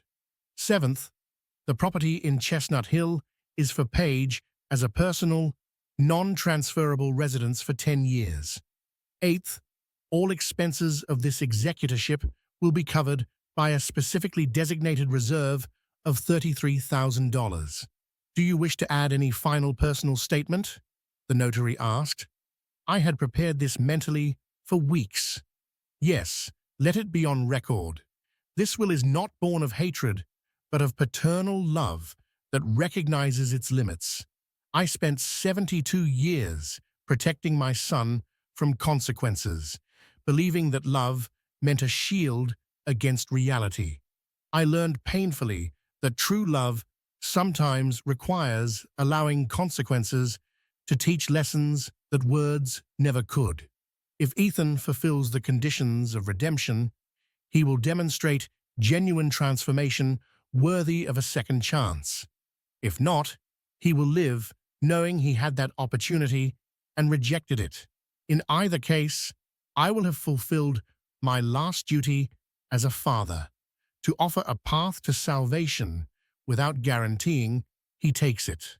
I signed each page with a firm flourish. Edward and John signed as witnesses. The notary applied official seals. Document registered in the notarial protocol with number 583/2024. A certified copy has been deposited in the General Register of Last Wills and Testaments.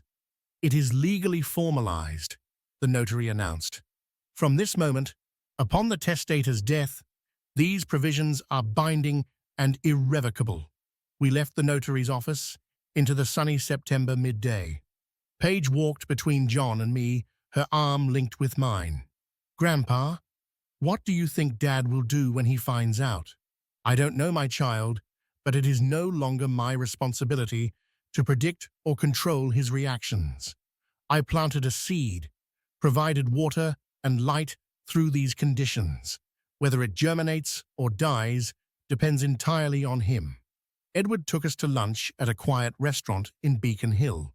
During the meal, we discussed practical realities. Natalie had formalized her divorce 3 days after the preliminary hearing, taking half of the remaining marital assets and leaving Ethan with significant legal debts. The family business Ethan inherited from Beatrice was in technical bankruptcy. Creditors were initiating foreclosure proceedings. Ethan had lost everything: family, reputation, financial stability, social respect. Paige reported that he lived alone, in a modest rented apartment, in a working-class borough, working as an administrative assistant at a hospital, earning $2,000 a month. A fall from ostentatious executive to basic employee in 5 months, precisely what he needed to experience. "The criminal process will culminate in November," Edward explained.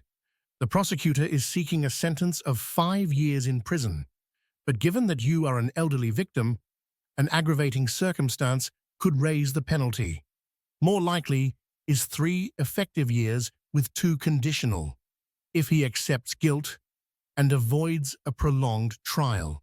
And the community services from the will can be fulfilled simultaneously with the criminal sentence," John asked. "Yes, in fact, the judge could consider those voluntary community services as a mitigating factor, demonstrating genuine repentance. It would be strategically intelligent for Ethan to start immediately before sentencing." We finished lunch late. Paige returned to university for an afternoon class. John went back to the Pines for an administrative meeting. Edward and I walked slowly through Central Park, enjoying the perfect autumn afternoon. "Andrew, you have built a brilliant legal architecture," Edward commented. "But the emotional architecture, how are you managing that?" I sat on a bench facing the pond. Some days, I wake up momentarily forgetting what happened, reaching for the phone to call Ethan and chat as before. Then I remember, and it hurts like a fresh wound. Other days, I feel relief at finally having acted after years of educational negligence. It's contradictory, complex, painful, but necessary. Do you think he will fulfill the conditions? Honestly, I don't know. Part of me desperately hopes he will.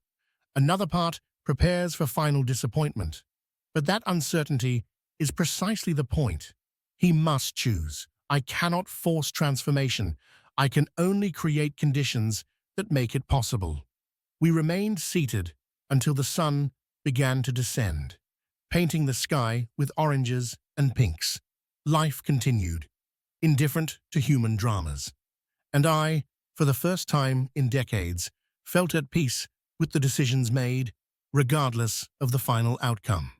11 months after that devastating Tuesday in March, when my son abandoned me at the Pines, I sat on the balcony of my apartment in Chestnut Hill, watching February arrive with a fresh breeze and clear skies. It was Sunday morning, and the square below was filling with families strolling, seniors feeding pigeons, children chasing balls. Ordinary life beautiful in its simplicity. John would arrive in half an hour for our weekly lunch, which had become a sacred tradition. Paige was studying for her final exams in her last year of psychology, but promised to visit me that afternoon. My life had found a quiet, modest, deeply satisfying rhythm, in ways that years of abundance never achieved. The final trial had concluded in November, as Edward predicted. Ethan accepted a negotiated plea, avoiding a prolonged process. Sentence: 3.5 years in prison, with 2 conditional, meaning he would serve 18 effective months if he maintained good behavior, plus 500 hours of mandatory community service in geriatric institutions. Natalie received 2 conditional years for complicity and bribery, avoiding actual prison time, but left with a permanent criminal record. The family business Ethan inherited from Beatrice permanently closed in December. Creditors liquidated assets, barely covering 60% of debts. Ethan emerged from that financial shipwreck with nothing but the clothes on his back and the psychological burden of having destroyed his mother's legacy.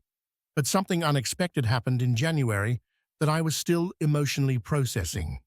Paige called me one afternoon, her voice filled with suppressed emotion. "Grandpa, I need to tell you something about Dad, but I don't know how you'll react." My heart raced. "Tell me, Paige, whatever it is." I started volunteering at Oakwood Senior Living as part of my university practicum. It's a place where patients with advanced Alzheimer's and severe dementias receive palliative care. I work there Tuesday and Thursday afternoons, and Grandpa, I found Dad there. I stopped breathing momentarily. What is he doing? Volunteering, Grandpa. Not the mandatory one, from the judicial sentence that he's fulfilling elsewhere under supervision. This is additional, genuine, voluntary work that no one is forcing him to do. I saw him helping an 80-something man eat slowly, gently wiping his mouth with infinite patience, speaking to him sweetly, even though the man didn't respond coherently. He didn't see me initially. I watched for 20 minutes before approaching. "And what did you say?" I asked him what he was doing there. Grandpa, Paige cried. He said he needed to understand that every night since the hearing, he dreamed of you trapped in the pines, alone, scared, abandoned, that those images haunted him relentlessly. He said the only way to find something akin to peace was to directly experience what it means to care for vulnerable seniors whom he planned to discard. Tears rolled down my cheeks without permission. How long has he been doing this? The facility coordinator told me he started in November, right after sentencing. He goes 5 afternoons a week, 70 to 80 hours a month, much more than the 60 required by your will. He does it without publicity, without seeking credit. He simply shows up, works quietly, and leaves. That information haunted me for weeks. Part of me wanted to believe it as a genuine sign of transformation. Another part remained skeptical, remembering past manipulations. Was it real repentance, or a calculated performance to eventually claim conditional inheritance? Edward advised caution. "Andrew, 11 months do not erase 45 years of behavioral patterns. Observe, document, but don't get prematurely excited. Real transformation takes years to verify." John was more optimistic. "I've seen genuine redemption in people. It's not common, but it happens." Perhaps hitting rock bottom so brutally finally awakened something dormant in him. Paige provided me with monthly reports. Ethan continued his volunteering without fail. He had started weekly psychological therapy with a specialized doctor in the rehabilitation of perpetrators of family abuse. He lived in a tiny 320-square-foot apartment. He worked his administrative job without complaints, cooked simple meals, read books on gerontology at night. He also learned about the will through his attorney, whom Edward formally contacted. His reaction, according to Paige, who saw him afterward, was a complete emotional collapse. "I don't deserve even that opportunity," he said between sobs, "but I will take it. I will dedicate the rest of my life to trying to become the man Dad always believed I could be." In February, Paige brought me a manila envelope. "Grandpa, Dad asked me to give you this. He doesn't know if you'll read it, but he needed to write it." Inside was an 8-page handwritten letter, the handwriting trembling, visible dry tear stains on the paper. I began to read it in the privacy of my room that night. "Dad, I have no right to call you that after what I did, but you are the only thing you always were, my father. I, on the other hand, stopped being your son the day I called you human waste. Those words I thought would give me power became chains I carry day and night. Every elder I help feed at the facility has your face. Every trembling hand I hold is yours that I rejected. Every confused gaze of a patient with dementia reminds me of the monstrous lie I invented about you. I don't sleep more than 3 hours straight. Nightmares are my only deserved company. I am not writing seeking forgiveness. I know I don't deserve it. I am writing because Dr. Adams, my therapist, says I must face the complete truth. I destroyed the most noble man I knew for a greed so stupid that I now cannot comprehend how I could value money over your love. Mum would be devastated. Paige looks at me with pity more than love. I lost everything, and it should be punishment enough, but it is not. Because worse than losing material things is waking up daily knowing that I betrayed the only being who loved me unconditionally. I have started restituting money, $3,300 monthly from my $2,000 salary. I live on $770, eating rice, lentils, bread. I walk 4 miles daily to work to save on transport. I am selling remaining possessions, not out of testamentary obligation, but because I do not deserve comfort while you suffered because of me. John visited the facility where I volunteer. He saw me from a distance without my knowing. Paige told me afterward. She said he would report to you. I don't know if that matters. I do this because every time I hold the hand of an abandoned elder, I imagine it is yours that I so cruelly let go. And in those moments, for brief seconds, I feel something akin to purpose. Dad, if you read this, I just want you to know. You are right not to believe me yet. I don't believe myself either, but I will keep trying every day, for years, if necessary, to become someone who perhaps someday, far away, deserves to look you in the eyes again without dying of shame. Your son who stopped being one, but begs to earn that title again. Ethan. I folded the letter slowly, placing it in my desk drawer next to old photographs of Ethan as a child. I didn't know what to feel. Pain, hope, skepticism, wounded love, all mixed in an impossible tangle to unravel. When John arrived for lunch, I showed him the letter. He read it completely, leaving it on the table with a deep sigh. Andrew, this could be sophisticated manipulation, or it could be a genuine awakening. Only time will tell. I know, but John, for the first time in months, I feel something I thought was dead, a microscopic hope that my son is not completely lost. Paige arrived that afternoon with additional news. She had spoken extensively with Dr. Adams, Ethan's therapist, who, with her patient's permission, shared her professional perspective. Your father is experiencing what we call a post-traumatic existential crisis. The weight of his actions has psychologically crushed him. He is in a genuine, painful process of ego deconstruction and value reconstruction. I don't guarantee success, but the effort is authentic. The following months continued in a similar pattern. Ethan maintained his work, volunteering, therapy, restitution payments, without failures, without excuses, without publicity. Paige kept me informed but respected my need for emotional distance. In April, almost a full year since the beginning of this nightmare, I received a second letter from Ethan, shorter, more focused, detailing lessons learned, caring for Mr. Rodriguez, an 87-year-old patient with terminal Alzheimer's, who believed Ethan was his deceased son. I hug him, Dad. I let him call me Miguel. I give him the comfort I denied you, and each hug is my penitence and my education.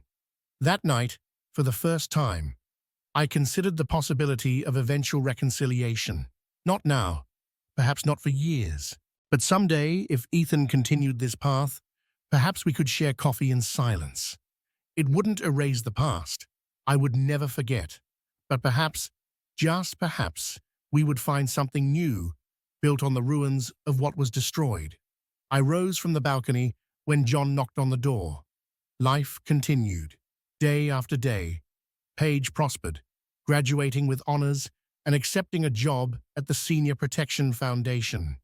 John and I planned a trip to California to revisit the bridge we built 4 decades ago. I wrote memoirs, documenting this experience, hoping to help other seniors facing similar betrayals.